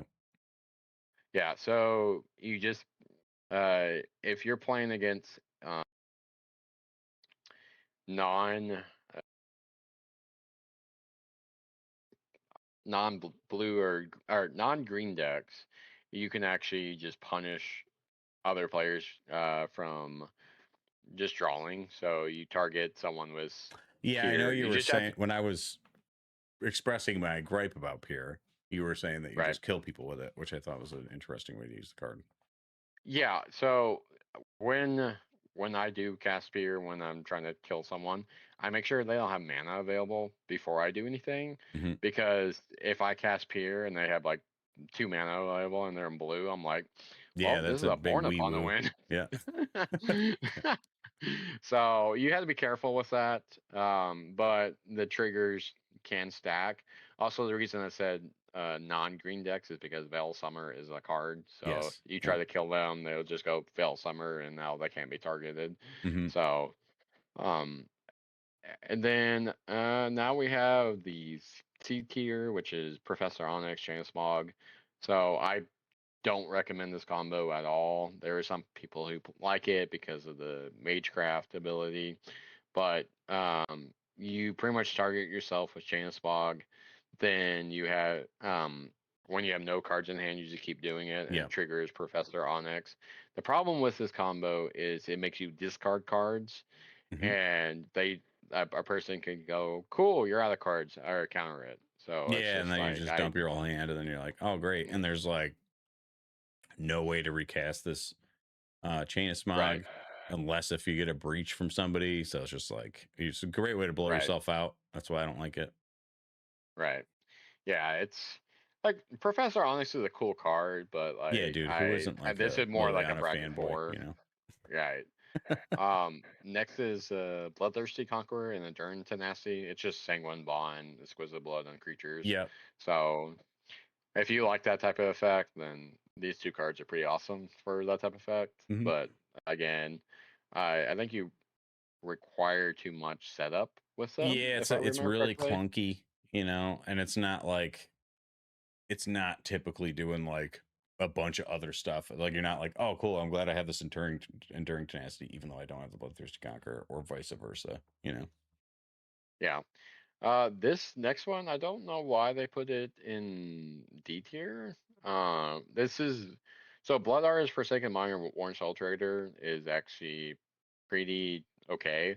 Okay. Because yeah, it's because of the fact that you can win on instant speed with it. The problem with this combo is Blood Artist is a 0/1. Mm. So any grape shot, gut shot, or not grape shot, bowman, any like one damage just kills it, and it's like, Yeah, I think no, there's it's just better options.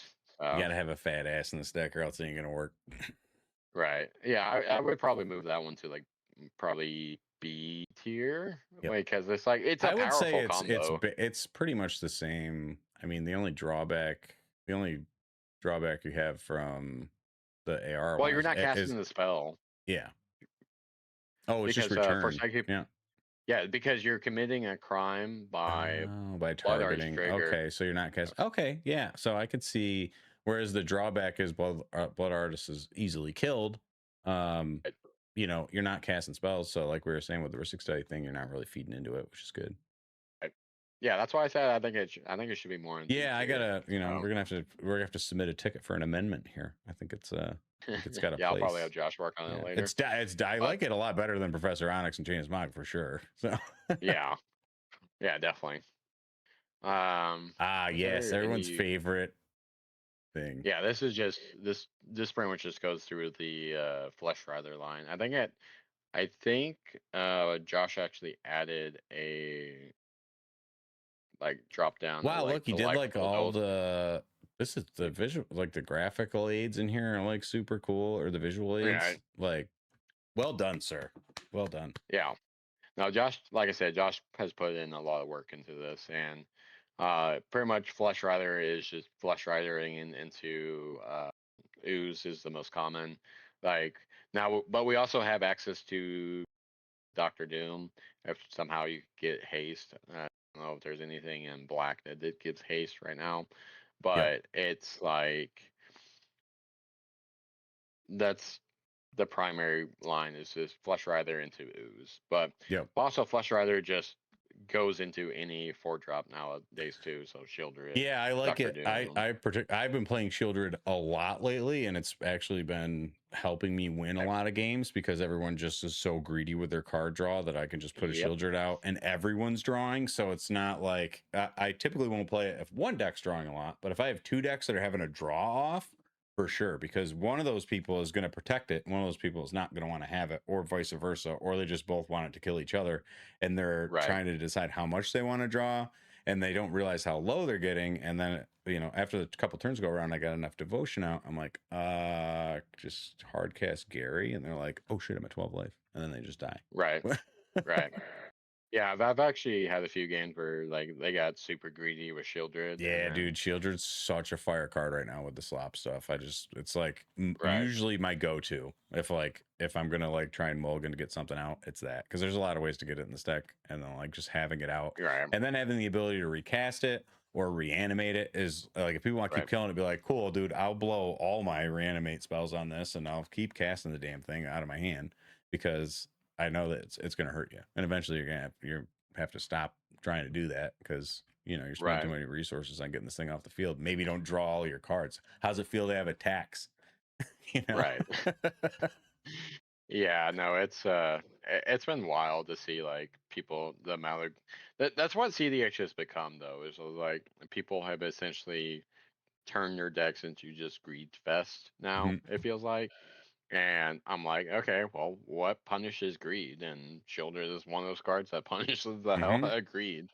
Oh yeah, So she's a crude mistress at children. yeah,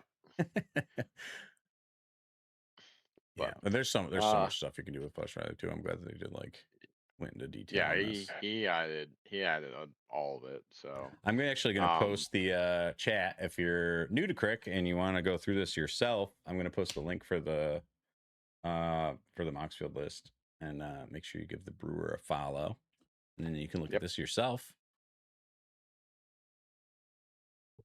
Bizarre Baghdad, you yeah, crazy bizarre people. Yeah, this is dude, that so card, comprehensive, dude. right. Should I run targeted Um hand hate? Ooh, I like this because I was doing targeted hand hate for a little bit and then I got rid of it. yeah, go to that one.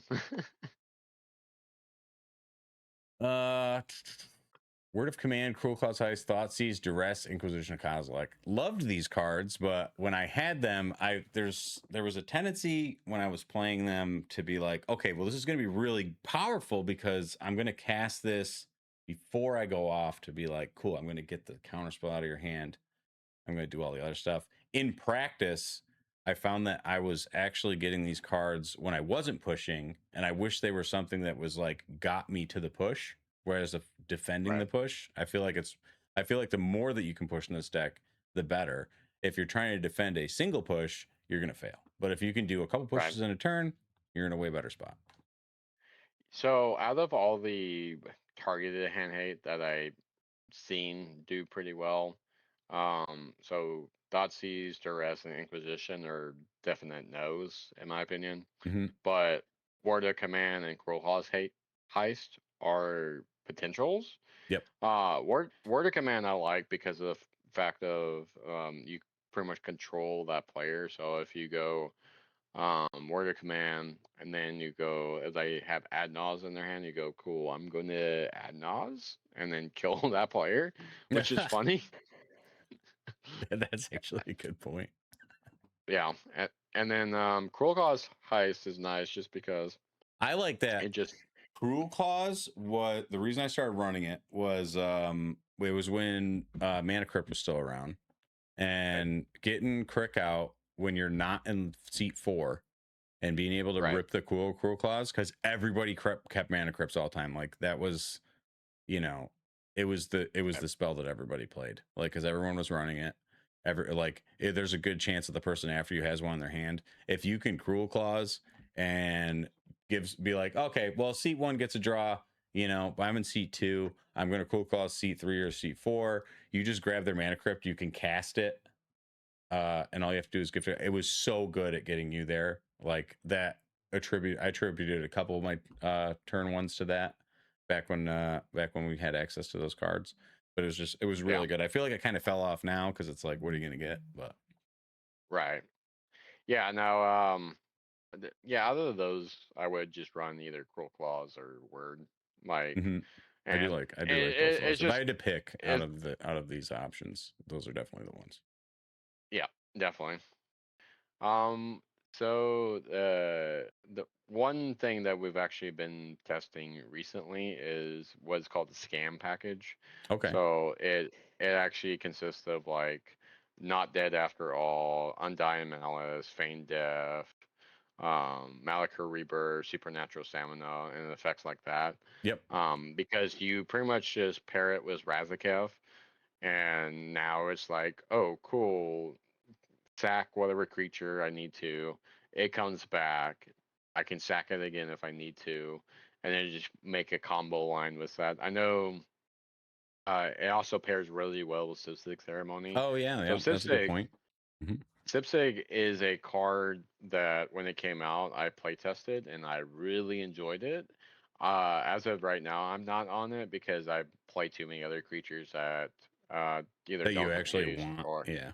yeah. So and at the same time, I'm like, I really don't want to play essentially dead cards. Hmm. Um, so Fonzie's is on the scam package, so he's on all of them. He's on Malachor, Not Dead, Undying. Like Yep. he's looking to get to Razaketh or sacrificing Crick for mana or anything like that. So he's trying to win at like ASAP. But again, my when I sat down and talked with him, it was like, yeah, well, I've been also kind of in a position where like these cards just are sitting in my hand and doing nothing. I Hmm. was like, yeah, that's kind of why I don't like the scan package.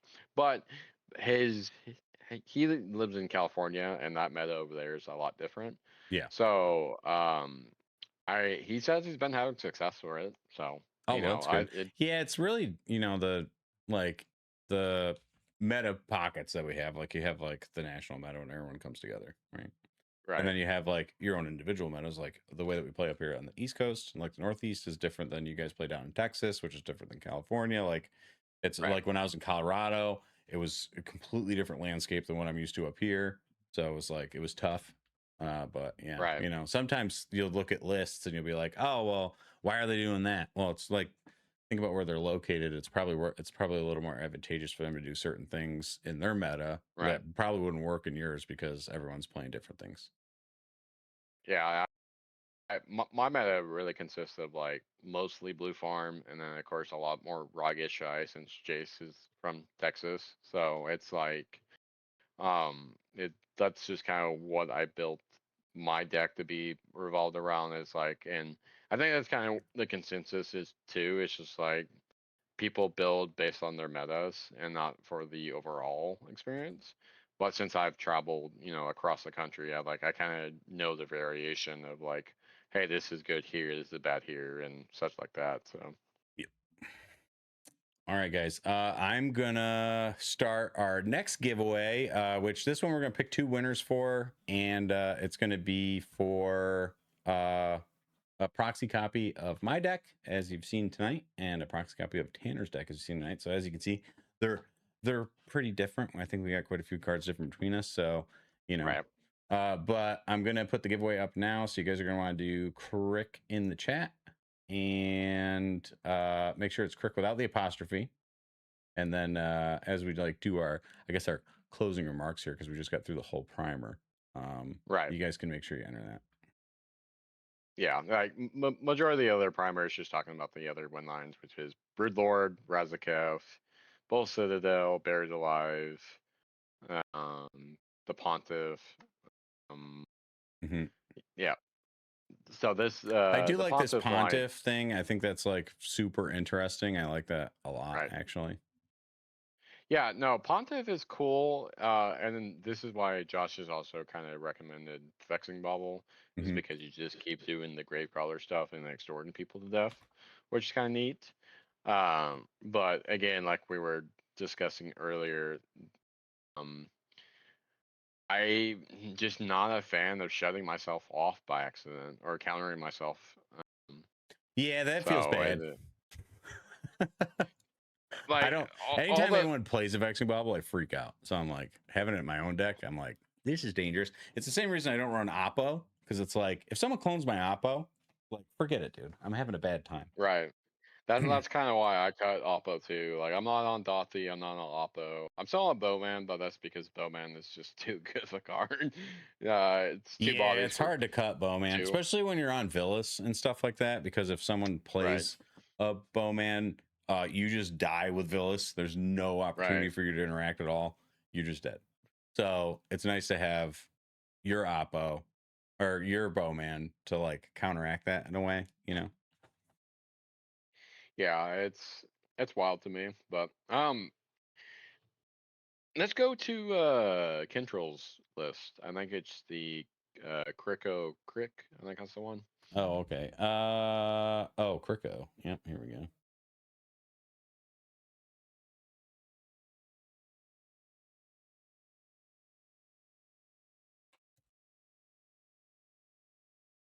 Yep, this one. Yep. So, uh, Kntrell is the best crick player in the U.S. Like, Yes, he's he who we is all on aspire to be, and he's on 16 creatures. right. Yeah, his list is different from everyone's because I think he's on 34 lands, if I remember correctly. Let's see here. He's 34. Yeah. Damn. Yep. Yeah, he does not. So when I asked him why he was on so many lands, he was like, "I don't want to miss a land drop," and I was like, "Fair enough." So, his list is based off of like how he plays. He's also what I'll say is a very good politicker. Like he Yep. is very good at chatting to people and knowing when to um control the board. Like as you can tell, he's also on a lot more removal spells Yep. than most people. He's not on Chainer like I told you. He's on Vexing Bubble. He's yeah. I know one card y'all Is he do on share in Vexing Bubble? common. Yeah, Oh he's on yeah. Vexing. One card y'all do share is Avarice. Avarice is okay, but Dude, I'm I like, love Avarice. yeah, I don't If know. you I can just pay the 2, amazing card. But just paying 9 right, life to draw 3 cards is like super good. Because like you said, like getting right. deeper into the deck is good. Like this is just like it's got the That's added fair, little but like you get the I, tutor on it sometimes. But like I'll I'd I'll keep rather have hands that him are in that crick, grave. get crick out and cast this. I do that all the Yeah, time. And it helps. yeah. My issue is I'd rather have the cards in the graveyard. So it's just Yeah, it's like true. that. Avarice is not a bad card though. I know a lot of the crick pilots are on it. So Hey chat, make sure you type crick with no apostrophe in the chat to enter this giveaway. The 2 winners that we draw are going to be winning proxy copies of me, Tanner, and myself's deck. So yep, get a well top. yep. Make sure to sign up because like Courtesy of Mana Vault Proxies, which by the way, I haven't right. mentioned since the beginning of the stream, but now that we got everybody watching, I run Mana Vault Proxies with my roommate Notorious, and we make proxy commander decks domestically here in the US. They're super affordable. So, you know, we just want to make sure that as many people can play cEDH as possible. And if you go to our website and get a proxy deck, some singles, or a bundle, or whatever, something from the Hall of Champions, you can use code King to help support Tanner here. And you'll get 5% off your order. He gets a kickback from it too. Everybody wins. You get to play cEDH. Tanner gets to keep doing what he's doing. It's a good time. So if you want to go over to the website, make sure you use code King when you check out to get a discount. And yeah, play more cEDH. It's awesome. Yeah, I'm also going to showcase like some of their proxies. Like I have my Rowan deck that I ordered from them. Like the proxies are actually pretty decent. Like this is a Mana Vault, the Mana Vault proxies. So Yep. like the card quality is actually pretty decent. They they're not acting like counterfeits. Like I know I've seen a lot of TikTok videos trying That's why to we have the sell backs actual we do, counterfeits. because I don't do. Yeah, so I was like, I need a back that looks nothing like a Magic back, because I don't want anyone to ever confuse our cards for counterfeits. So right. like I made sure that we had a nice custom back. Yeah, the I will say out of all the proxy companies I've dealt with, Mana Vault does have the nicest. So if you like you said, if you want to order a proxy out deck, it doesn't have to be Carrick, but can be anything. They're also doing the Hall of Champions, which you can follow whatever deck won. So I think this most recent weekend was like a Rowan list. Was it Rowan? I think, or was it? Yeah. Uh, like, and I'll you can actually order one show of you. I those. can pull it up on the website. Yeah, so this is our website. Designed this myself. If you like it, I have many hats. One of them is web design. But if you're gonna check out our website, it's so easy. I don't know if you've ever used NPC fill or anything like that.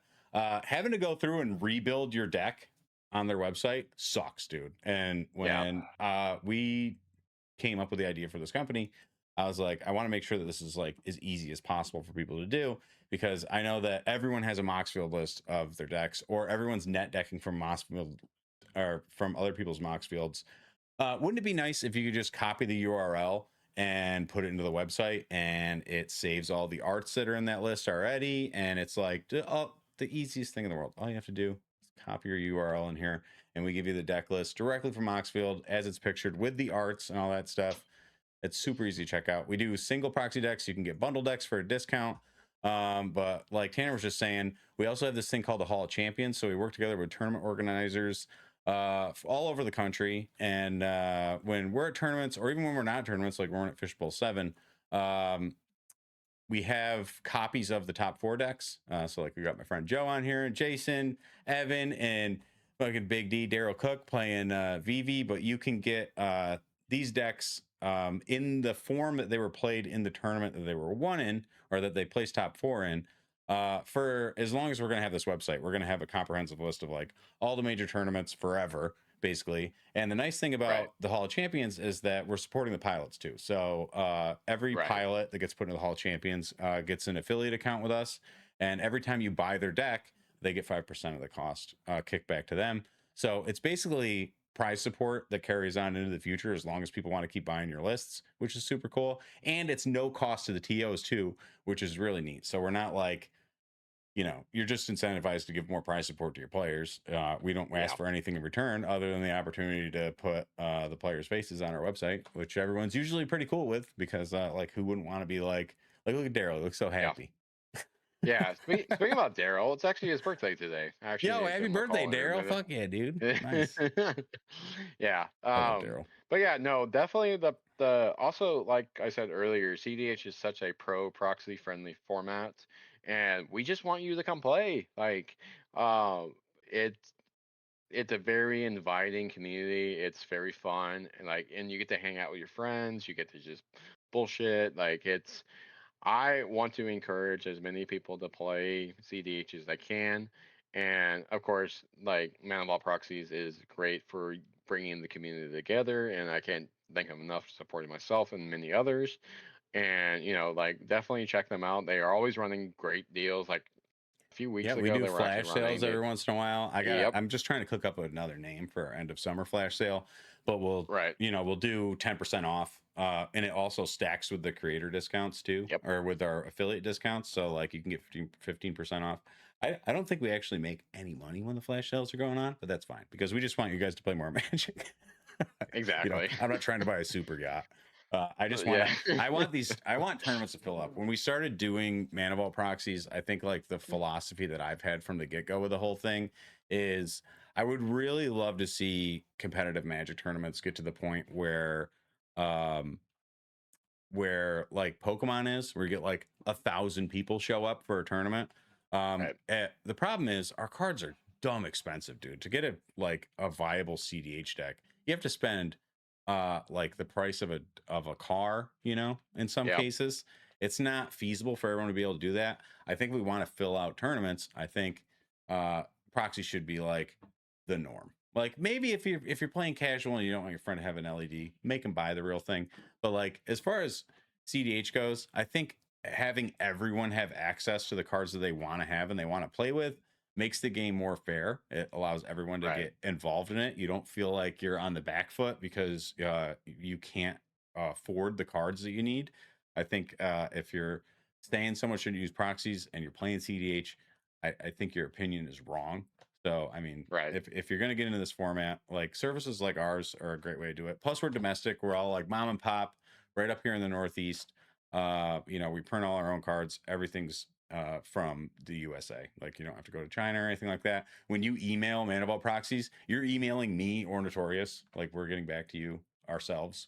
It's just the two of us that do this company. So yeah, and they're awesome people. Like I know there have been they've had some problems in the past, and I reached out to them and they got handled within like a day. So like we certainly had some growing pains when we started, but I was not anticipating this thing to explode like it did.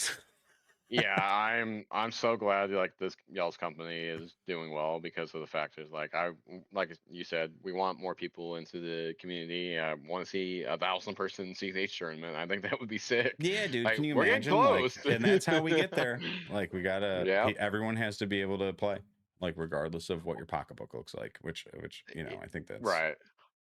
Yeah, it's also like don't look at someone like myself. Like I know I spent a lot of money on a deck that I built, but it's more so because I'm trying to bling it out because I like yeah. the deck. That's also Yeah. another thing that I say with the proxies too is like it's like my crick deck is all real card, like all the cards I have in there at this point that you saw on the list, they're all real. Super proud of it. Cost a fortune, but I love this deck and I want to make sure that all the cards I have are good. So before I got the DCI Yawgmoth Will, I wanted to make sure I played with Yawgmoth Will enough before I went and dropped $1,200 on a card. So Right. if you're looking to play a cradle deck, you don't want to buy a guy's cradle right now. They're insanely expensive. So you probably want to Yeah. play test your cradle before you play with it. It just seems like common logic that like these cards are so expensive and you're investing so much in them and the meta changes so much and we're having to swap stuff out back and forth. It's like proxies are a no-brainer. Like Wizards doesn't Right. like them, but luckily cEDH isn't recognized by Wizards really. So I mean, we're just on our own island here doing our own thing. It's a good deal. Yeah. Oh, another thing I want to highlight on the website, which I've never talked about publicly before, but I feel like I should. We have one featured artist in our Mana Vault, which is basically our take on Secret Lair, and it's my friend Patricio from Washington.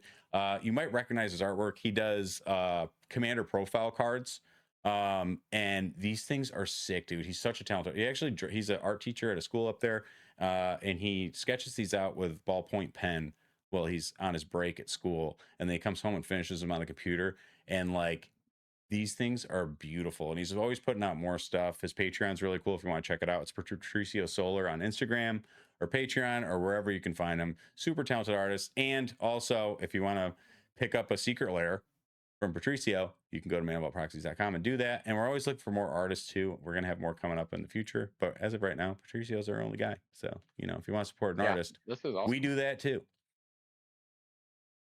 Yeah, his stuff's super cool, dude. I love he's like such a talented artist. But yeah, so let's pull the winner for this giveaway, shall we? Now that I've done shilling my wares, right? Right, where were we? All right, we got 11 people in it. Let's go. We're gonna pick 2 winners. All right, we got Lord Blackstar and Lord Darth Blackstar and Smith. Darth Action. Congrats. Congratulations. Let's go. Blackstar, you were winner number 1, so you get to pick. Do you want the wild deck or do you want the Tanner deck? Let me know in the chat.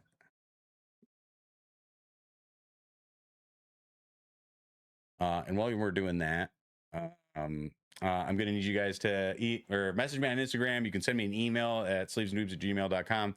Message me on Twitch. However you got to get a hold of me so I get your address and mail you out these prizes. I know Court's getting the playmat. Blackstar wants a wild deck. Hell yeah, dude. Let's go. Darth, you're going to be getting Tanner's deck. And I just want to say we've had a ton of people watching the stream the whole time. I didn't think anybody was going to pull up for Crick, but turns out we got some fans out there. So I appreciate you guys tuning in. Yep. If you haven't followed my channel, I don't do a lot of Commander streaming anymore, but when I do stream, it's cool stuff like this because I want to do stuff that I really enjoy. I like having my friends on, talk about their stuff and whatever they're doing. So make sure you give me a follow, turn on notifications so you can see when I go live. Join my Patreon because I'm always posting on there when I'm going to do cool stuff like this or my art. I do altars. I do a ton of stuff in the community. I work with a lot of the companies in the community. I work a lot with content creators in the community. I do a lot of cool stuff. So if you're not following me somewhere, make sure you do it because I'm doing dope shit all the time. And He sure is. Yeah. And then we'll go back to Tanner. Yeah, and I appreciate you for having me on. Like this was amazing. I had actually had a grand old time. And I always try to encourage people to join cEDH, and you don't have to play Crick. Just join the game. Like this is what it's all about. Like I know Commander is the go-to format right now, and like cEDH is not this toxic thing that people make it out to be. It's very fun. I get to like without cEDH, I don't think I would have been able to travel as much as I can. Like I know I'm now part of the team. I'm now working with the company Top Deck. I'm now working with Man of All Proxies, Sleeves and Dweebs, and like I'm just doing a bunch of stuff as I can for the community because I care about the community because Magic's a a awesome hobby for myself, and I get to the one thing I like people joke about, but I'm not gonna lie, I get to show off my favorite deck. Like I love showing off. Like Yeah, dude. just This was a lot of fun. And I agree with you. The cEDH community is by far the best, dude. Like we don't got a lot of drama going on. We're just playing cards. Everyone's got like mutual respect because we're all just trying to like beat the crap out of each other all the time. And right, so all my best friends in the Magic space are from cEDH. We just have a really good community of people, and we all support each other too. Like, I work directly with like Critical, Gold Sabertooth. They're not just people that I do business with; they're like some of my best friends, and like right. I can't tell you how much I like appreciate that, and I feel so blessed to like have that thing in my life, and it's all because of cEDH. So if you're on the fence about cEDH, get in there, dude. You got nothing to lose. And if like people don't like cEDH, you can come hang out with us, man. We're pretty cool. Right. Yeah, eventually I'll probably look into making a casual deck, but like because my I girlfriend plays think a I little bit of think for both. Europe, because you're going to Europe too, so we're going to Amsterdam in a Yep. couple weeks. Oh yeah. I Yeah. think you need to at If you're least going, put check together it a out. bracket for, because if you pull up with Crick to anything, people are gonna fucking freak out. But if you make Yeah. a braids deck, it's got all the Crick stuff in it. You say it's bracket for, I think you can get away with it. So, I might be able to. So, but or do something yeah, crazy, dude. Like I'm bringing the braids oops all artifacts deck that I got. That's basically just sleeper yeah. tracing I because it's I like need it's pretty to cool. I need to figure out what decks I'm bringing Yeah, because I know bracket I'm for definitely Crick. bringing. You just take out all the game changers. Yeah, I know I'm bringing Crick, and I'm bringing some of y'all's decks that I ordered from y'all. So, speaking about Amsterdam, Hmm. like Wild said, we will be at Amsterdam, so I'm at for MagicCon. So if you are gonna be in that area, come by and say hi. Like we'll definitely jam a game or Yeah, two. Like come find us. where, I'm going to be doing what I usually do, which is commandeer a couple tables somewhere. I'm going to be making an right? Instagram post that says, "Come over and play cEDH with us." There's so many people to play. They're like Eisenhert's going to be there. Shatter Gang. I could go like on and on about cEDH people in the Eisen's UK. gonna be. Yeah, I think so. Okay, I remember he said it was a maybe for him because I Oh, know he's got to go, dude. family. It's like right there. Oh yeah, family thing, I guess. But Yeah, it's his family. That's his only thing. Is a wife and unbelievable. Well, anyways, there's going to be a lot of cEDH people there. I know that when I went to go play, I went to Birmingham in the UK last May, and it Mhm. was just for a command fest, and the entire upstairs was people playing cEDH, which was Oh, dope. really? Yeah, they have a huge cEDH community over there. I'm really excited to like go over and like tell them about the proxies and stuff because we do international shipping. And then Yep. just play with those guys because I never really get an opportunity to. I'm like really looking forward to it, and hopefully we build some great business relationships like I've been doing here in the U.S. Well, yeah, that's what I'm trying to do. It's just Hmm. like it for me. It's not just leisure; it's business. Because of the fact that like I want more people in CDH, and because I know a lot of people want to come to the U.S., but it's also just like traveling is expensive. Like, Yeah, dude. I Oh, mean, it's crazy we getting w- over there w- right now. I didn't want to talk about we were it. we were talking about prices, and like you were like it's in the thousands right now just to travel over Yeah, there. that It's trip to like, Europe oh my cost a god. small fortune. So Oh. hopefully I can recoup my losses on the networking thing that we do over there. But Right. at the end of the day, That's it's nice to essentially see what the I'm EU trying to do. folks. So Yeah. So yeah, it should be a good time. I can't wait. But yeah, I guess let's do some last minute things and then call it good. yeah, Does that sound so good? in closing, I really appreciate you guys coming out for the stream. Like I said earlier, thanks for the follows, thanks for the subs that we got too. Right. I'm gonna try and keep some streams coming in the future. It's just really tough, man. I've been like so busy. I have the Look, amount of if I had to proxies get that you or on the amount of stream, I altars will. I've done over here is nuts. You should see my like art stand. I've just been drawing like crazy. So No, I get you. but when I get an opportunity to do a stream, it's gonna be something neat like this. I'm gonna put a lot of thought into it. It's gonna be cool. Right. I like playing Commander, but I don't really like playing on the internet anymore. So I'm gonna try and do cool interviews and stuff like this with people that I love. So it's gonna be dope. Right. But I appreciate you coming on, Tanner. You've been dope. We're gonna be doing some cuts from this and posting it like on TikTok, Instagram. I'm gonna be putting this whole thing on YouTube. So if you or a friend missed it, you can tell them to go over to Sleeves and Dweebs on YouTube and check it out. And then yeah, this ain't gonna be the last you hear from me, and it's definitely not gonna be the last you hear from Tanner over here. So we appreciate you guys Right. watching, and Yep. we'll Thank you catch you so on the much. next one. Yep. Peace out. See you.